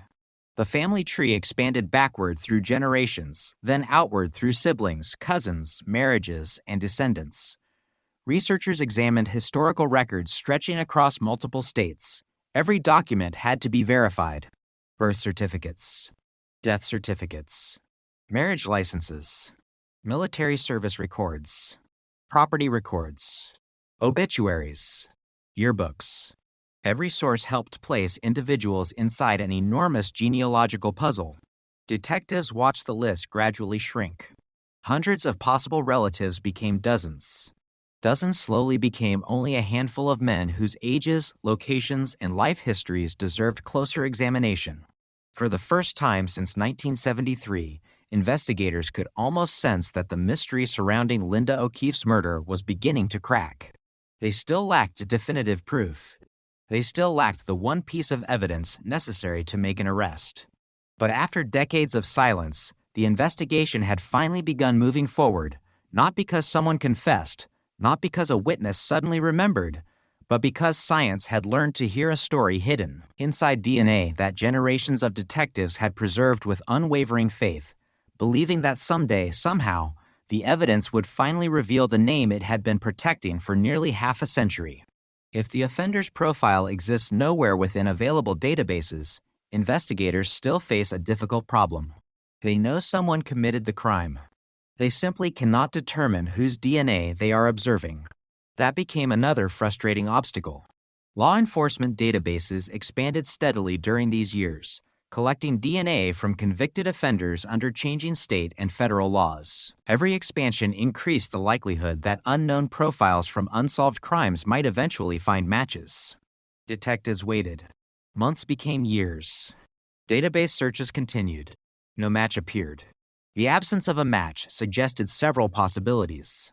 Perhaps the offender had never been arrested for qualifying crimes. Perhaps he lived outside jurisdictions contributing DNA records. Perhaps he had died before databases became widespread. Or perhaps his sample simply had never been collected.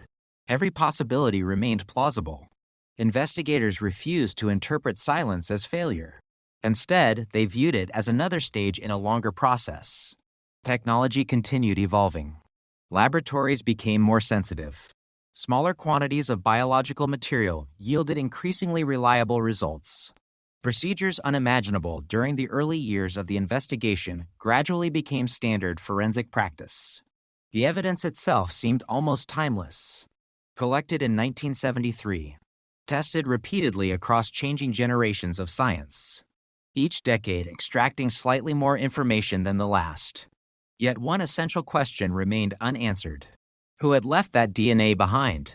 Outside forensic laboratories, Linda's family continued carrying unimaginable patience.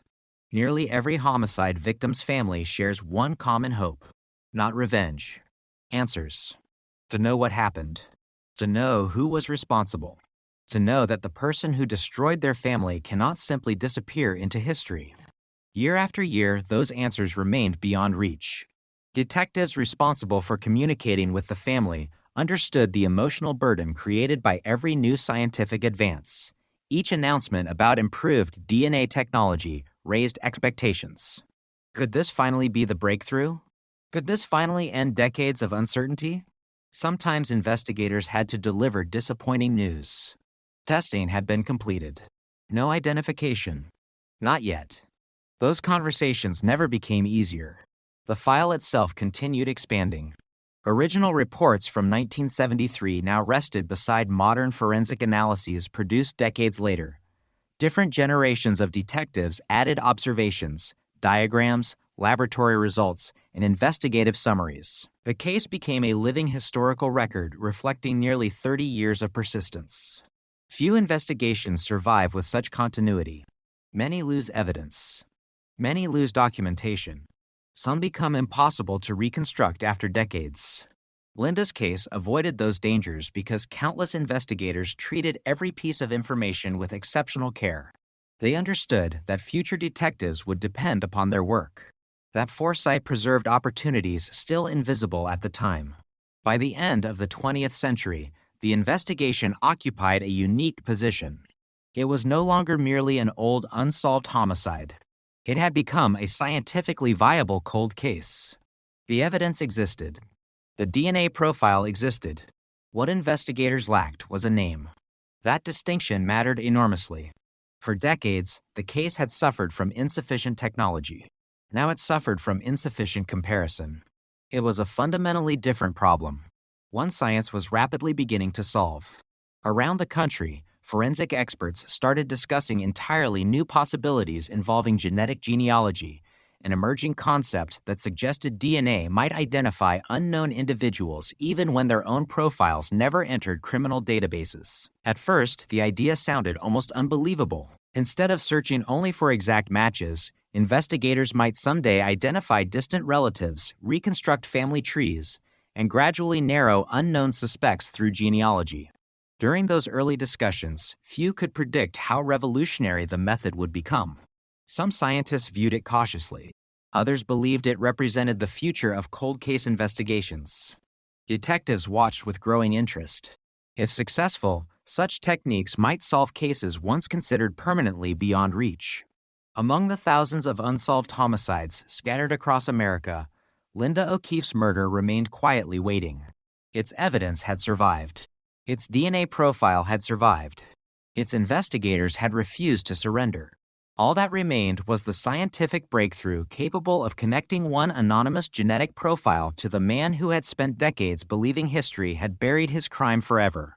By the time the investigation entered its fifth decade, the atmosphere inside the Orange County Sheriff's Department had changed. The optimism was cautious, almost restrained, but it was unmistakably different from the frustration that had defined the case for so many years.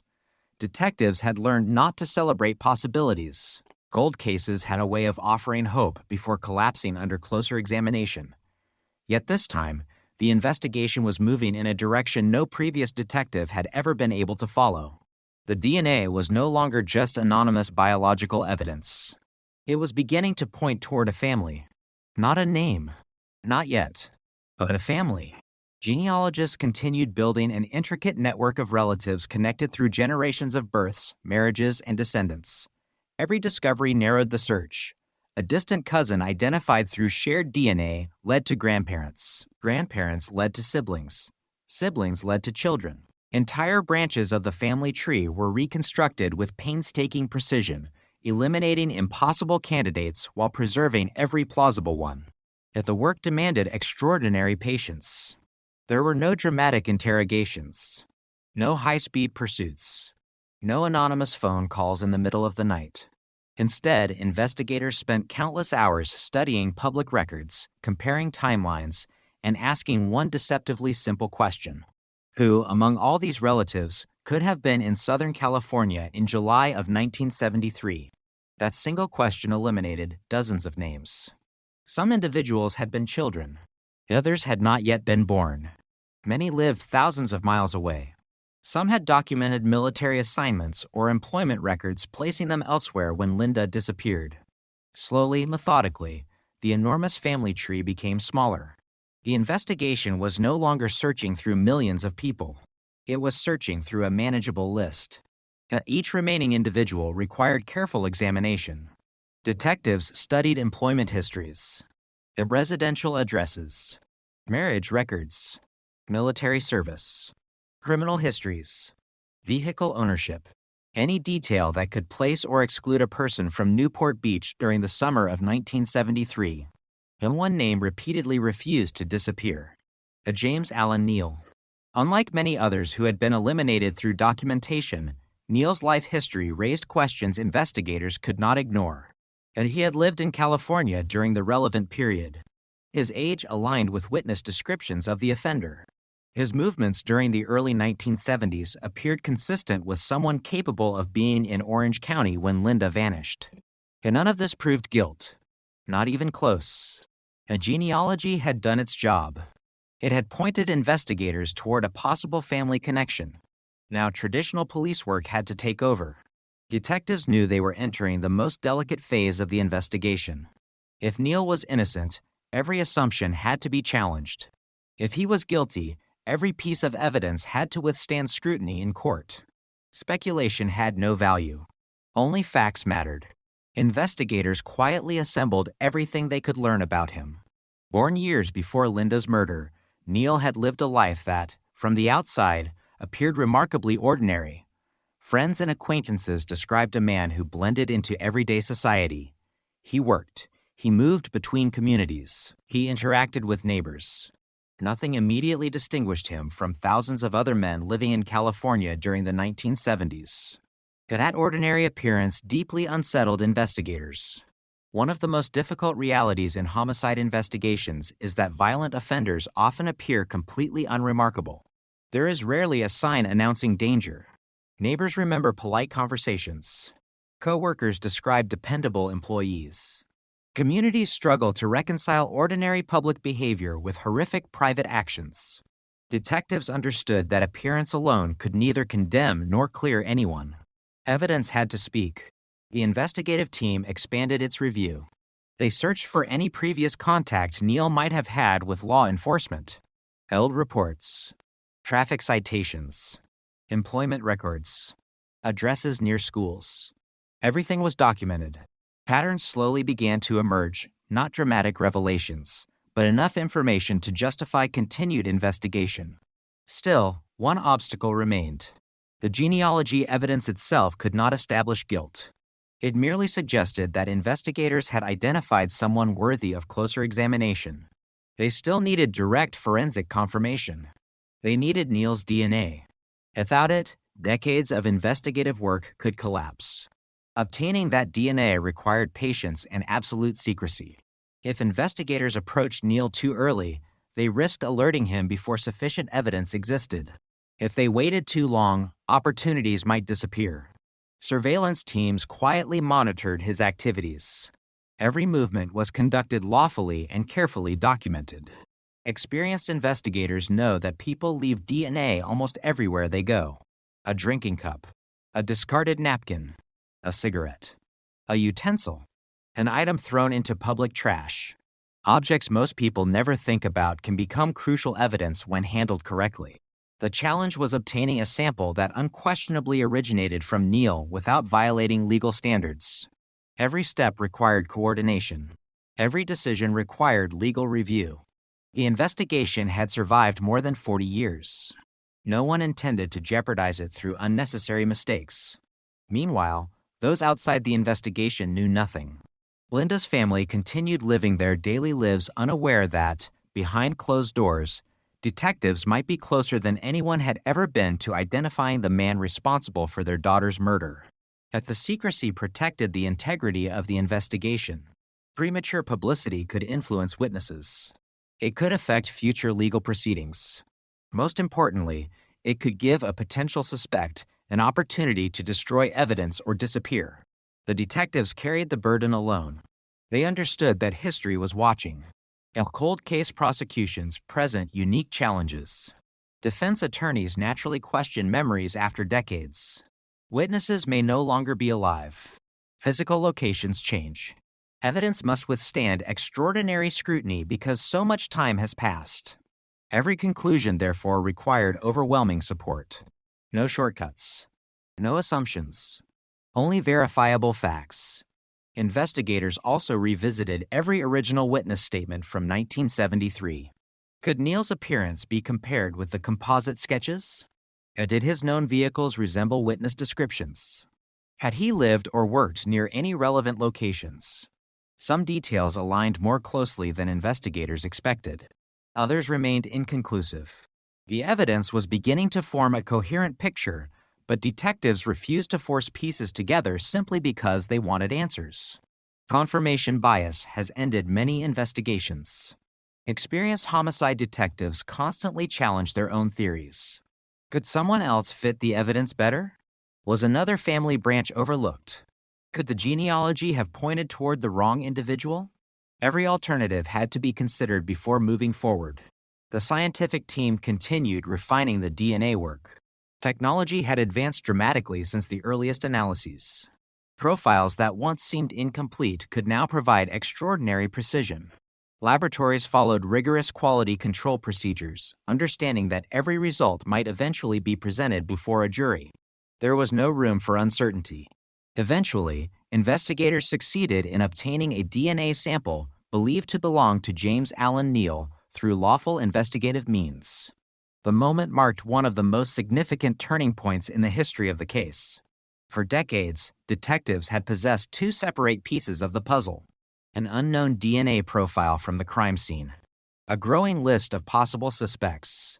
Now, for the first time, they could directly compare one against the other. The laboratory process itself offered no drama. Scientists worked quietly behind secured doors. Machines analyzed genetic markers. Quality checks were repeated. Independent verification ensured accuracy. Outside the laboratory, detectives waited. Some had devoted years of their careers to the investigation. Others had inherited the case from retired colleagues who never lived to see this moment. Everyone understood what the results might mean. If the DNA excluded Neal, the investigation would return to uncertainty. The genealogy work would have to begin again. Another family, another tree, another search. If the DNA matched, everything would change. Days passed. Then came the answer investigators had pursued since the summer of 1973. The DNA profile obtained from James Allen Neal matched the biological evidence preserved from Linda O'Keefe's murder. After nearly half a century, the anonymous genetic profile finally had a name. For many detectives, the result was almost surreal. As some sat silently reading the laboratory report, others immediately began reviewing decades of evidence through an entirely new lens. The investigation that had once consisted of endless unanswered questions suddenly possessed a living suspect connected directly by forensic science. But the work was not finished. A DNA match, while extraordinarily powerful, represented one component of a complete criminal case. Investigators immediately began strengthening every aspect of their evidence: timelines, witness statements, historical records, travel patterns. Everything had to demonstrate that James Allen Neal was not merely genetically connected to evidence, but that he had the opportunity and circumstances consistent with committing the crime. The prosecution would eventually need to explain not only who the offender was, but how investigators reached that conclusion after 45 years. Every step of the genealogy process was documented. Every laboratory procedure preserved. Every investigative decision recorded. Transparency would be essential. The detectives finally allowed themselves a quiet realization they had resisted for decades. The Linda O'Keefe case was no longer simply a cold case. It had become an active homicide investigation once again. For Linda's family, however, that truth had not yet arrived. They still woke each morning believing the mystery remained unsolved, unaware that somewhere inside a forensic laboratory report, hidden among columns of genetic markers and scientific terminology, lay the answer that generations of detectives had spent nearly 50 years searching for: a single DNA comparison that had finally transformed one of California's oldest unsolved child murders into a case on the verge of justice. For 45 years, the investigation into Linda O'Keefe's murder had been defined by one word: unknown. Unknown offender, unknown identity, unknown motive. Every detective who inherited the case accepted the same burden, hoping they might become the one to replace that single word with a name. When the laboratory confirmed that the DNA recovered from the preserved evidence matched James Allen Neal, the investigation crossed an invisible line. The mystery of who had left the biological evidence was no longer the central question. Now detectives faced another challenge just as critical: building a case capable of surviving the scrutiny of a courtroom nearly half a century after the crime. No arrest was made immediately. That decision reflected strategy, not hesitation. Experienced investigators understood that once a suspect realizes law enforcement has identified him, every future conversation, every movement, every opportunity to gather additional evidence changes forever. Detectives wanted to ensure that every piece of the investigation was complete before taking the next step. The DNA evidence was extraordinary. But it would never stand alone. Prosecutors would eventually need to explain the entire story from Linda's disappearance on July 6, 1973, to the scientific advances that finally revealed the identity of the man investigators believed had murdered her. Every link in that chain had to be documented with precision. Detectives returned once again to the original case file. Boxes that had been opened dozens of times over the years were reopened. Witness statements were reviewed line by line. Old photographs were examined using modern imaging technology. Historical maps of Newport Beach were compared with current records. Addresses connected to James Allen Neal were plotted alongside locations important to the investigation. Patterns that once seemed impossible to evaluate suddenly became meaningful. Investigators examined where Neal had lived, where he had worked, how he traveled, whether he had access to vehicles similar to those described by witnesses in 1973. Every answer helped strengthen or challenge the growing case against him. Nothing was accepted simply because the DNA pointed in one direction. Good investigators constantly test their own conclusions. Could the biological evidence have been contaminated? Laboratories reviewed every handling procedure. Could someone else related to Neal have been responsible? The genealogy team revisited the family tree to eliminate that possibility. Could innocent contact somehow explain the DNA? The circumstances of the crime made such explanations extraordinarily unlikely. Each question was asked because prosecutors knew defense attorneys would eventually ask the same ones. The stronger the investigation became before an arrest, the stronger it would remain afterward. As detectives worked quietly behind the scenes, James Allen Neal continued living his daily life. There was no indication that he knew investigators had identified him. To neighbors and acquaintances, life appeared ordinary. Routine continued. Conversations continued. Errands continued.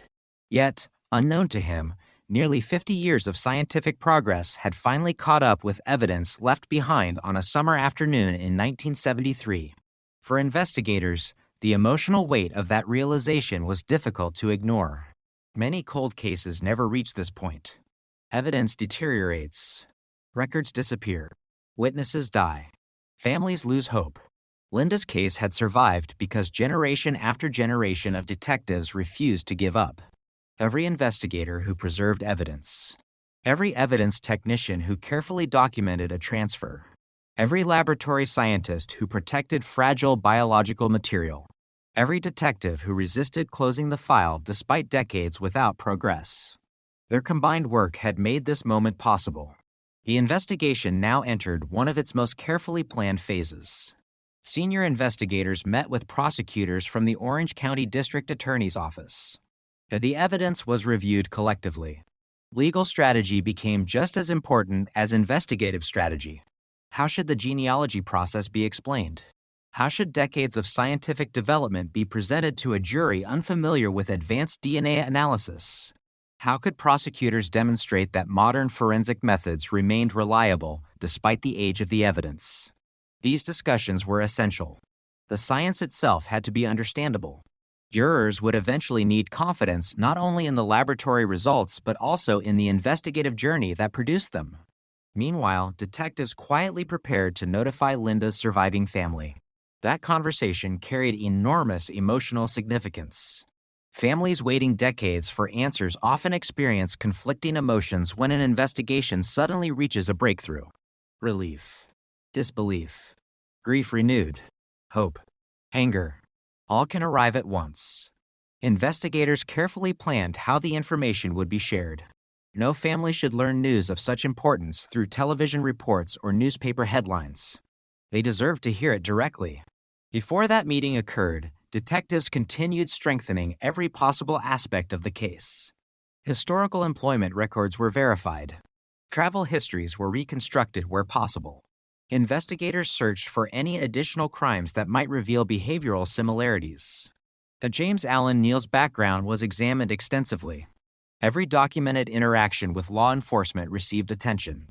The objective was not to build character evidence. It was to understand whether other information existed that could illuminate the events surrounding Linda's murder. At the same time, forensic experts independently confirmed the DNA findings. Scientific replication is a cornerstone of reliable forensic practice. One laboratory result is powerful. Independent confirmation strengthens confidence even further. The conclusions remained consistent. The DNA matched. The evidence collected in 1973 belonged to James Allen Neal. For detectives who had spent years immersed in the case, the laboratory reports carried profound emotional impact despite their technical language. Columns of numbers, genetic markers, probability calculations. To most people, they appeared almost unreadable. To investigators, they represented the voice of evidence speaking across 45 years. Unlike memories, DNA does not forget. Unlike witnesses, it does not age. It simply exists, waiting until science becomes capable of understanding it. That realization transformed the atmosphere surrounding the investigation. The case no longer revolved around whether it could be solved. It revolved around bringing the identified suspect before the justice system. Yet another challenge remained: time itself. James Allen Neal was now an elderly man. Nearly half a century had passed since Linda's murder. Age does not erase criminal responsibility, but it changes practical realities. Health concerns had to be considered. Logistics became more complicated. Investigators understood that delaying action unnecessarily carried risks. Every day mattered. Even so, they refused to sacrifice thoroughness for speed. The case had waited decades. It could wait long enough to ensure every legal requirement was satisfied. News of the investigation remained tightly controlled. Only those directly involved understood how close the case had come to resolution. Outside law enforcement, Linda's murder continued to be viewed as one of California's oldest unsolved child homicides. The public had no idea that detectives were preparing to reveal one of the most significant cold case breakthroughs in Orange County history. Inside the investigative team, however, the emotional atmosphere had begun changing. Some detectives found themselves thinking about colleagues who had worked the case years earlier. Many of those original investigators had long since retired. Some had died without knowing the mystery would one day be solved. Their notes remained inside the file. Their interviews continued contributing to the investigation.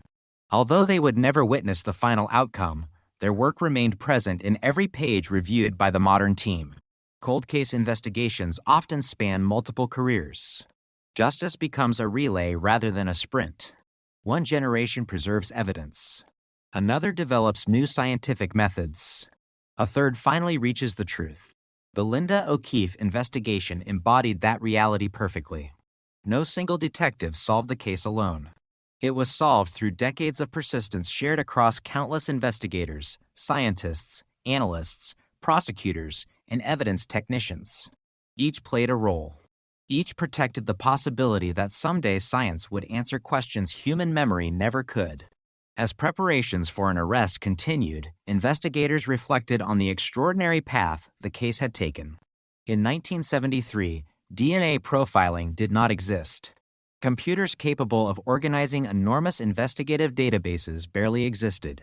Genetic genealogy was unimaginable. Had any link in the chain failed, had evidence been discarded, contaminated, or forgotten, the opportunity now before investigators would have disappeared forever. Instead, because the evidence survived, so did the truth. It had remained hidden in microscopic genetic material for nearly 50 years, invisible to every detective who handled the file until technology advanced enough to reveal it. Now at last, the investigation stood on the threshold of the moment Linda's family had waited almost a lifetime to hear. The announcement that the unknown killer was unknown no longer, and that the pursuit of justice, delayed for decades but never abandoned, was finally entering its final chapter. The breakthrough that investigators had spent decades pursuing was no longer confined to laboratory reports and sealed evidence envelopes. It had reached the point where decisions carried consequences that could never be undone. Every meeting inside the Orange County District Attorney's Office revolved around the same objective: ensure that when the case became public, every question could be answered with evidence, every conclusion supported by facts, and every investigative step capable of withstanding the highest level of legal scrutiny. For nearly half a century, Linda O'Keefe's name had appeared alongside one phrase that seemed impossible to erase: cold case. Now detectives were preparing to remove those words forever. The first people who needed to know were Linda's surviving family members. No press conference. No television cameras. No public announcement. Investigators believed the family deserved to hear the news privately before the rest of the world learned that the mystery surrounding Linda's murder had finally been unraveled.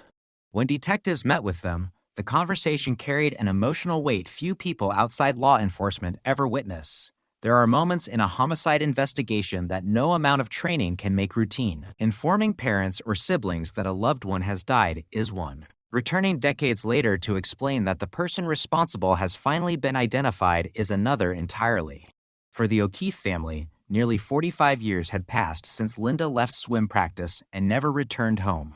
Children had grown into adults. Parents had grown old. Entire chapters of life had unfolded while one question remained unanswered. Who did this? Now investigators had an answer supported by modern forensic science. Relief did not erase grief. Justice, even when it finally arrives, cannot restore the years that were taken. It cannot return birthdays that were never celebrated. It cannot replace family photographs that were never taken. It cannot rewrite history. What it can do is end uncertainty. For families of homicide victims, uncertainty often becomes its own lifelong burden. The family listened as detectives carefully explained how the investigation had evolved over decades. They described the preservation of evidence, the development of DNA technology, the emergence of forensic genetic genealogy, the painstaking reconstruction of family trees, and finally, the DNA comparison that identified James Allen Neal. This was not a sudden miracle. It was the result of thousands of hours of work performed by generations of investigators who had refused to let Linda's case disappear into history. The emotional impact extended beyond the family. Within the sheriff's department, detectives who had inherited the case from earlier investigators reflected on the extraordinary journey that had brought them to this point. Some remembered opening Linda's file for the first time years earlier, wondering whether they would ever accomplish what so many before them could not. Others thought about retired detectives whose handwritten notes still filled the investigation. Those detectives had searched neighborhoods without DNA, interviewed witnesses without computers, preserved evidence without knowing exactly why future science might need it. Their decisions had become the foundation upon which the modern investigation stood. Soon afterward, investigators moved toward the next critical step. James Allen Neal was taken into custody. For law enforcement, the arrest represented the culmination of nearly 5 decades of investigative persistence. For the public, however, the announcement came as a profound shock. News organizations across California quickly reported that one of Orange County's oldest unsolved child murders had finally been solved. The headlines echoed across television broadcasts, newspapers, and digital media. 45-year-old cold case solved through DNA. Suspect arrested in 1973, murder of Linda O'Keefe. Genetic genealogy leads detectives to breakthrough after decades. Communities that had long believed the mystery would remain unsolved suddenly found themselves confronting a completely different reality. The man investigators accused of murdering Linda had lived among ordinary people for decades.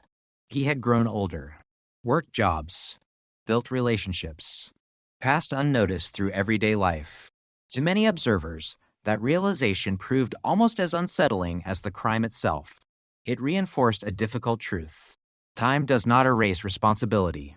A person may avoid identification for years, even decades, but preserved evidence has a remarkable ability to outlast the passage of time.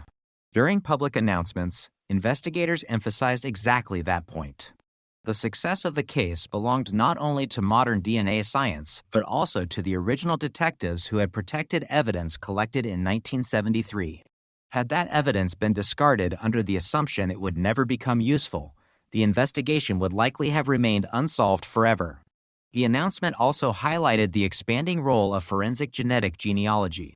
Only a few years earlier, many outside law enforcement had never heard the term.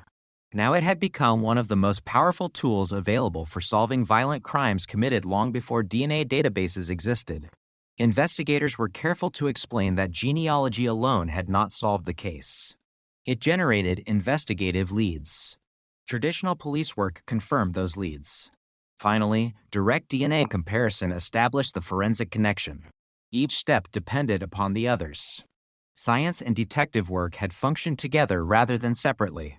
As media coverage intensified, reporters revisited Linda's life. Photographs taken before her death appeared once again across newspapers and television screens. The smiling 11-year-old whose story had faded from national attention returned to the public consciousness. Many younger viewers encountered the case for the first time. Older residents of Southern California remembered it instantly. Some recalled joining search efforts in 1973. Others remembered parents warning children never to walk home alone after Linda disappeared. The case had shaped an entire generation's understanding of personal safety. Now it was shaping public understanding of forensic science. Experts from across the country pointed to the investigation as an example of why cold cases should never be abandoned. Evidence that appears silent today may speak tomorrow. Science does not stand still. Every year brings methods that previous generations could scarcely imagine. For homicide investigators nationwide, the Linda O'Keefe case became another reminder that patience can be as important as persistence. Not every case can be solved immediately. Some require decades. Some require entirely new scientific disciplines. Some simply require someone willing to preserve evidence long enough for the future to arrive. Inside court filings, prosecutors carefully outline the scientific basis supporting the charges. The evidence presented a compelling narrative built upon decades of investigative work. The biological evidence recovered in 1973, its preservation, the DNA profile, the genealogy research, the lawful acquisition of Neil's DNA, the laboratory comparison confirming the match. Every stage documented, every stage reviewable, every stage intended to withstand legal examination. Yet despite the remarkable breakthrough, investigators remained mindful of one fundamental principle. An arrest is not a conviction. The criminal justice system requires that evidence be tested openly before a court. The prosecution still carried the burden of proving its case beyond a reasonable doubt. Detectives welcomed that scrutiny. After nearly half a century of investigation, they believed the evidence deserved to be examined in full. As preparations for future court proceedings continued, one truth became increasingly clear. The Linda O'Keefe investigation had already changed the landscape of cold case investigations regardless of its legal outcome. It demonstrated that evidence collected by determined detectives in one era could combine with scientific discoveries from another to solve crimes once believed permanently beyond reach. It reminded law enforcement agencies everywhere of the importance of preserving every possible piece of evidence. Most importantly, it offered hope to thousands of families still waiting for answers. Somewhere inside evidence rooms across the world, other unsolved cases continued waiting exactly as Linda's had waited. Boxes, photographs, biological samples, silent witnesses protected for years by people who believed that one day science might finally give them a voice. For Linda O'Keefe's family, that day had finally come. After nearly 50 years of unanswered questions, investigators had spoken the words they feared might never be possible. The mystery was no longer who. Now the justice system would determine the final outcome of a story that had begun on a quiet summer morning in Newport Beach, a story that proves some crimes may remain hidden for generations, but the truth, preserved with patience and uncovered through science, can endure far longer than the silence that once surrounded it. The announcement that James Allen Neal had been identified as the suspect in Linda O'Keefe's murder marked the end of one chapter, but it did not erase nearly half a century of unanswered questions. For investigators, solving a cold case is never simply about identifying a suspect. It is about reconstructing history with enough clarity that events separated by decades can still withstand the careful examination of a court of law. Every document, every photograph, every witness statement collected since July 1973 suddenly became part of a much larger story, one that prosecutors now had to present as a coherent narrative built entirely on verified evidence. As preparations for court proceedings continued, detectives once again immersed themselves in the original investigation. The route Linda had walked after leaving swim practice. The witness statements describing a suspicious vehicle. The timeline established on the day she disappeared. The location where her body was discovered. Nothing was considered too minor to review. In modern homicide investigations, investigators often rely on digital records, surveillance footage, mobile phone data, GPS locations, and electronic communications. None of those resources existed in 1973. Every conclusion had been built from patient interviews, handwritten reports, physical evidence, and careful observation. That reality became one of the defining characteristics of the case. It illustrated how dramatically criminal investigations had changed over 5 decades.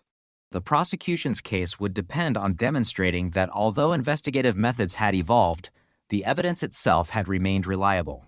Biological evidence collected in 1973 had been preserved according to procedures that protected its integrity. Every transfer between evidence custodians had been documented. Every forensic examination had been recorded. The chain of custody stretched across generations of investigators, creating an unbroken record that allowed modern scientists to confidently analyze material collected decades earlier. That meticulous documentation became almost as important as the DNA itself. Without it, defense attorneys could reasonably question whether evidence had been altered or contaminated over the years. Instead, investigators were able to demonstrate extraordinary continuity. If the evidence had remained secure, the science had changed. The evidence had not. Meanwhile, news organizations across the country examined another aspect of the investigation that fascinated both law enforcement professionals and the public alike: forensic genetic genealogy. Until only a few years earlier, the technique had been virtually unknown outside specialized scientific communities. Now it had entered mainstream discussion because of several remarkable cold case breakthroughs. Experts carefully explained what the technology actually accomplished. Contrary to popular belief, genealogy databases do not simply reveal the identity of unknown offenders. Instead, they identify biological relationships: a distant cousin, a shared ancestor, a family branch. From there, traditional detective work begins. Researchers build family trees. Investigators compare ages, geographic locations, historical records. Eventually, a list of possibilities becomes small enough that conventional forensic testing can determine whether one individual matches the crime scene DNA. The Linda O'Keefe investigation followed precisely that path. Genealogy pointed investigators toward a family. Detective work narrowed the search. Direct DNA comparison provided the forensic confirmation. Each stage depended upon the others. None alone would have solved the case. The investigation quickly became an important example studied by homicide detectives nationwide. Police agencies responsible for other unsolved murders contacted experts involved in the case, hoping to understand whether similar approaches might finally unlock mysteries within their own jurisdictions. Evidence rooms across America suddenly took on renewed significance. Cases untouched for decades were reopened. Old biological evidence was inventoried. Investigators began asking the same question Orange County detectives had asked years earlier. What if the answer has been waiting here all along? For Linda's family, however, the case remained deeply personal. Public attention focused on scientific breakthroughs and investigative techniques. The family remembered a daughter, a sister, an 11-year-old girl who had left home expecting to return after swim practice.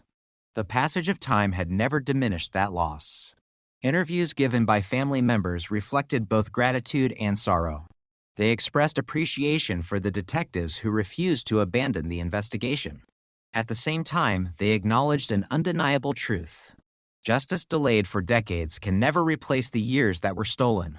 Every birthday missed. Every holiday marked by absence. Every family milestone Linda never experienced. No investigation, regardless of its success, could restore those moments. That perspective became one of the most powerful reminders surrounding the case. Cold case investigations matter not because they reverse tragedy. They matter because they affirm that victims are not forgotten, that society continues searching for truth even after headlines disappear. That time does not reduce the value of justice. Within law enforcement circles, another lesson emerged. Evidence preservation saves cases. In 1973, no investigator could have anticipated the development of forensic genetic genealogy. No one could have imagined the computing power that future laboratories would possess. Yet detectives protected biological evidence anyway, not because they knew exactly how it would be used, because they believed future science might reveal something current science could not. That philosophy has since become central to modern cold case investigations. Preserve everything. Document everything. Never assume today's limitations will remain tomorrow's. As legal proceedings move forward, experts prepared to explain complex scientific concepts in language understandable to jurors. DNA analysis often appears intimidating because of its technical vocabulary. Genetic markers, alleles, probability calculations, laboratory protocols. Yet the fundamental principle is remarkably straightforward. Every individual possesses a unique genetic profile, inherited from biological parents. When investigators recover DNA from crime scene evidence, that profile can be compared against another sample. If the profiles match under validated scientific standards, the probability of coincidence becomes extraordinarily small. Jurors would ultimately evaluate those scientific findings alongside every other piece of evidence presented. Investigators welcomed that process. The case had been built patiently and methodically over nearly 50 years. They believed it could withstand careful examination. As the story spread internationally, commentators observed how dramatically the relationship between science and criminal justice had evolved. In 1973, investigators depended primarily upon eyewitnesses. Today, microscopic biological traces can identify offenders decades after a crime occurred. Future generations will almost certainly develop investigative methods that appear equally unimaginable today. The Linda O'Keefe investigation therefore represented more than one solved homicide. It demonstrated the continuing evolution of forensic science itself. The case also carried a message for families still waiting for answers in other unsolved investigations. Many contacted law enforcement agencies after hearing about Linda's case. Some asked whether preserved evidence from their loved one's investigation might also benefit from modern DNA analysis. Others simply found hope, not certainty. Hope. Hope that unanswered questions need not remain unanswered forever. For detectives, perhaps the most meaningful outcome extended beyond any single arrest. The investigation reaffirmed a professional commitment shared across homicide units everywhere. No case is forgotten simply because it becomes old. A file placed inside storage is not abandoned. It waits. Waiting is not surrender. Waiting sometimes means allowing science enough time to catch up with the evidence. Looking back across nearly half a century, the path from July 1973 to the identification of James Allen Neal seemed almost impossible to comprehend. Thousands of interviews, generations of investigators, advances in forensic biology, the emergence of genetic genealogy, the careful preservation of evidence. None alone would have solved the case. Together, they transformed one of California's longest-running mysteries into one of its most significant cold case breakthroughs. The story of Linda O'Keefe ultimately became more than a story about a crime.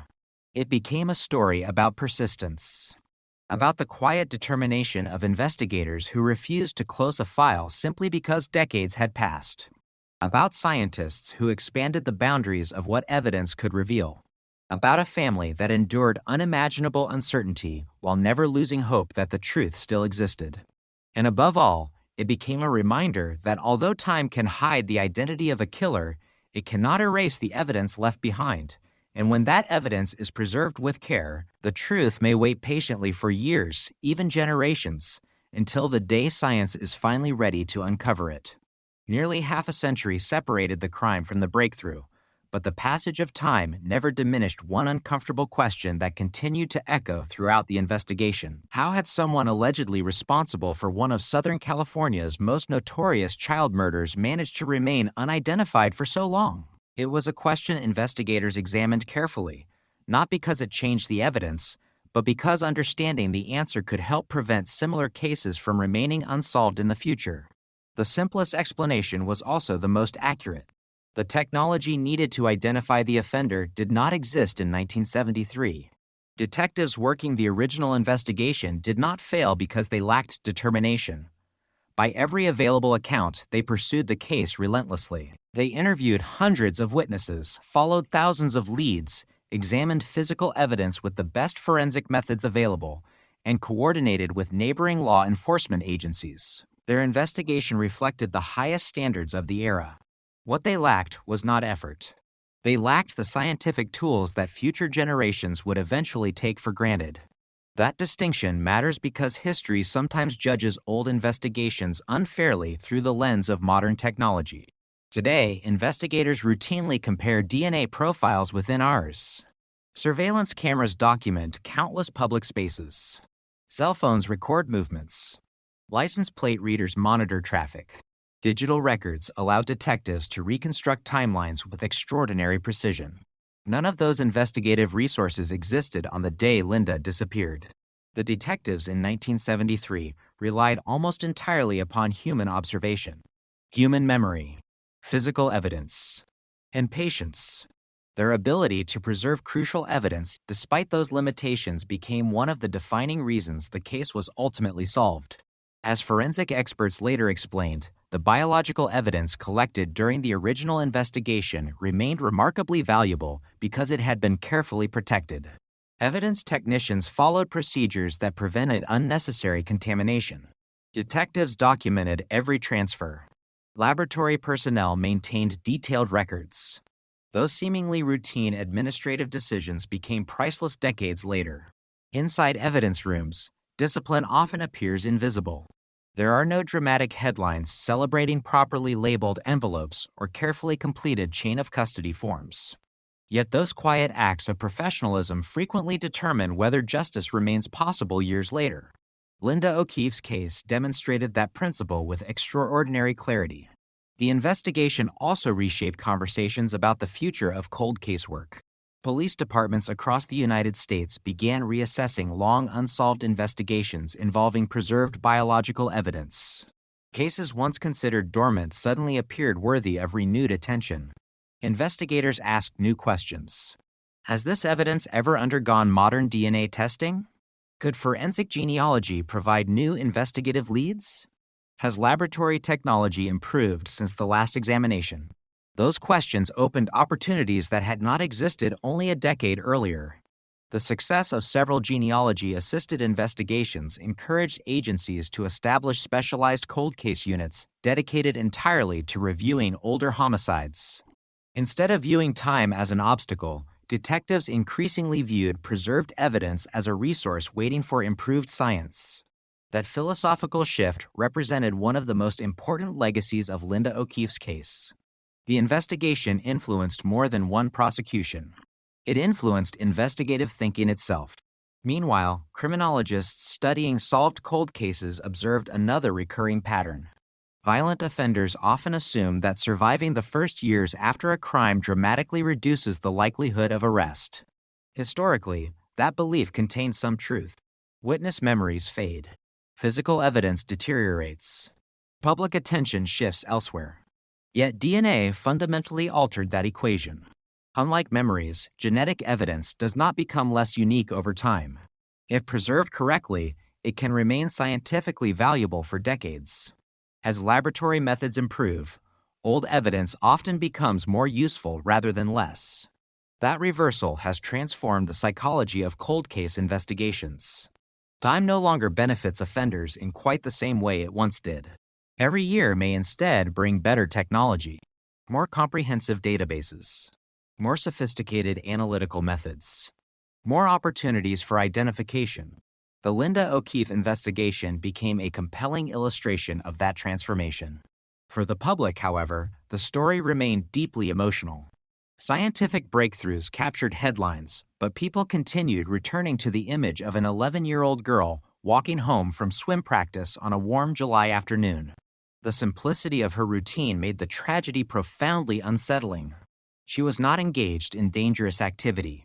She was following a familiar path through a community widely regarded as safe. That ordinary setting challenged long-held assumptions about security and trust. Parents who remembered the summer of 1973 often described lasting changes in how they raised their children afterward. Walking alone became less common. Neighborhood awareness increased. Schools strengthen safety education. While no single case created those broader societal changes, Linda's murder became one of several tragedies that profoundly influenced public attitudes toward child safety during that era.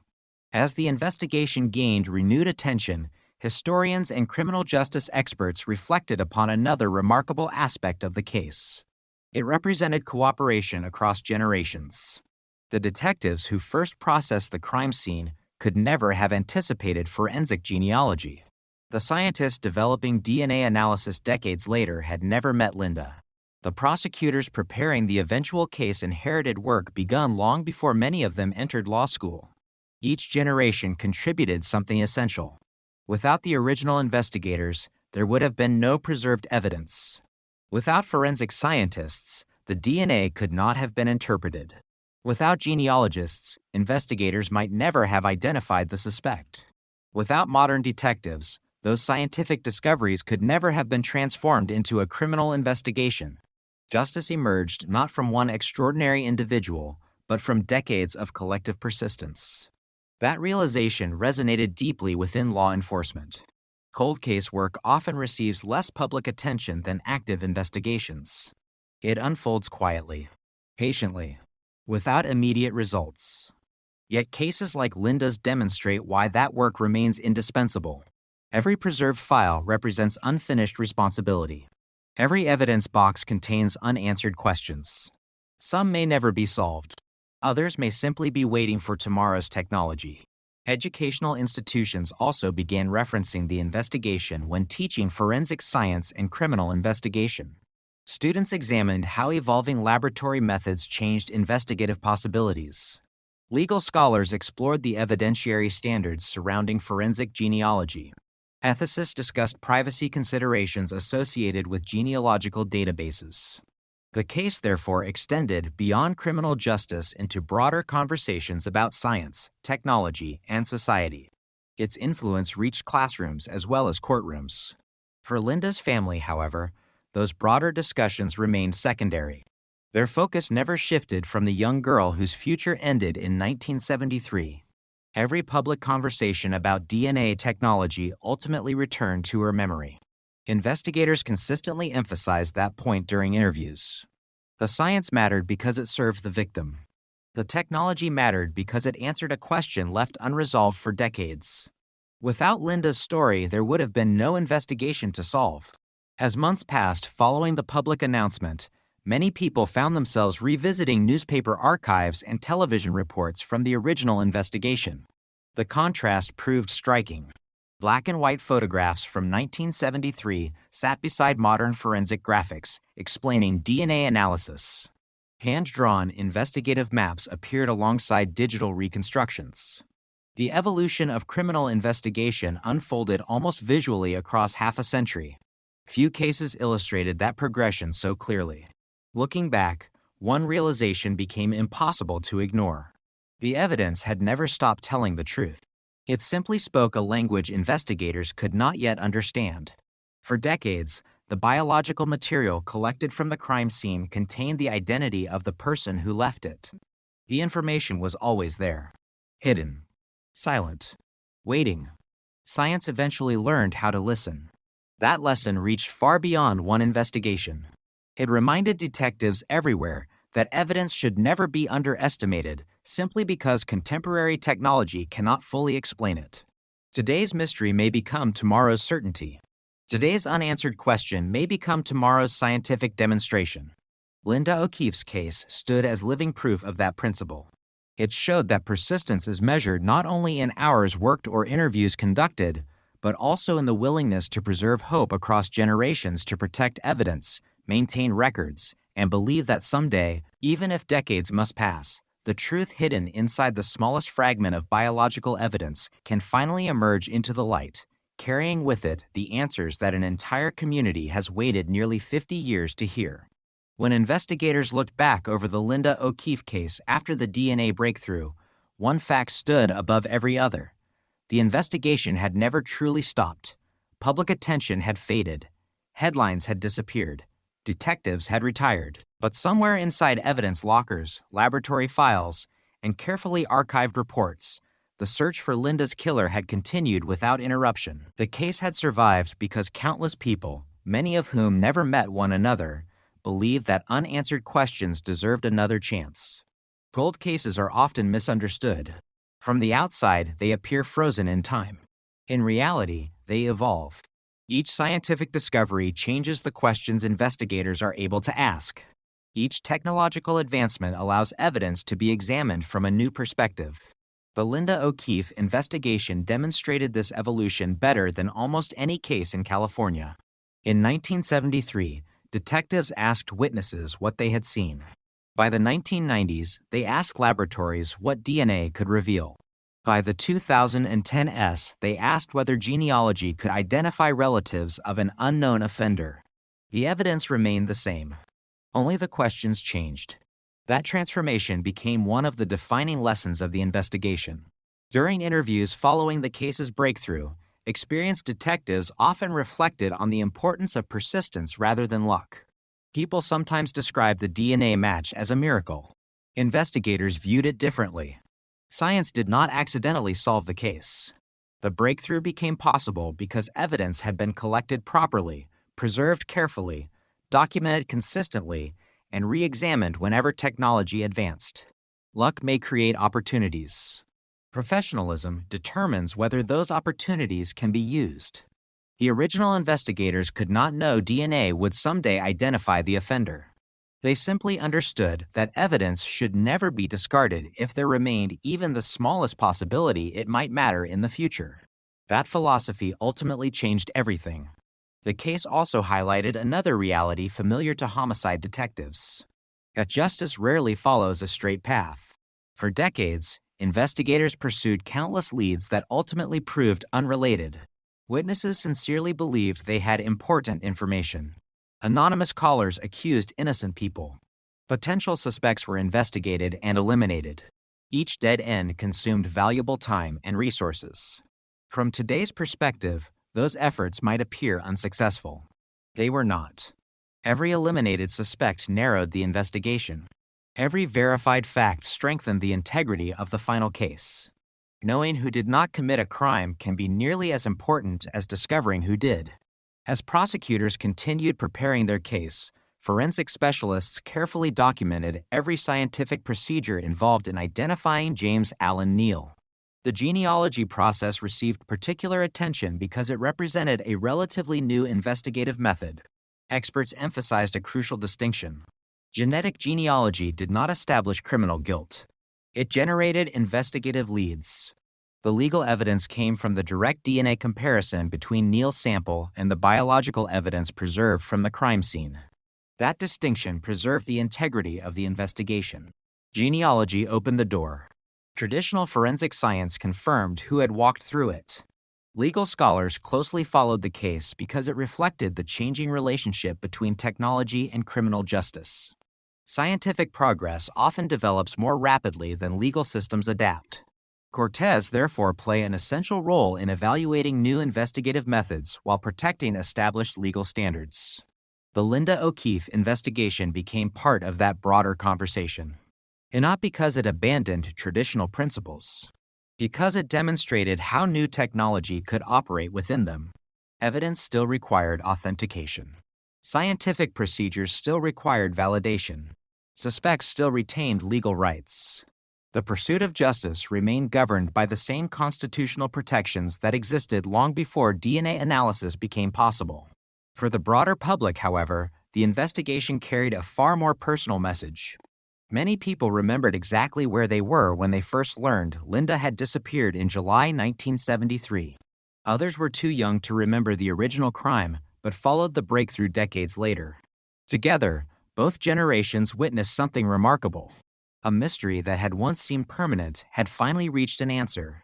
That realization reshaped public confidence in cold case investigations.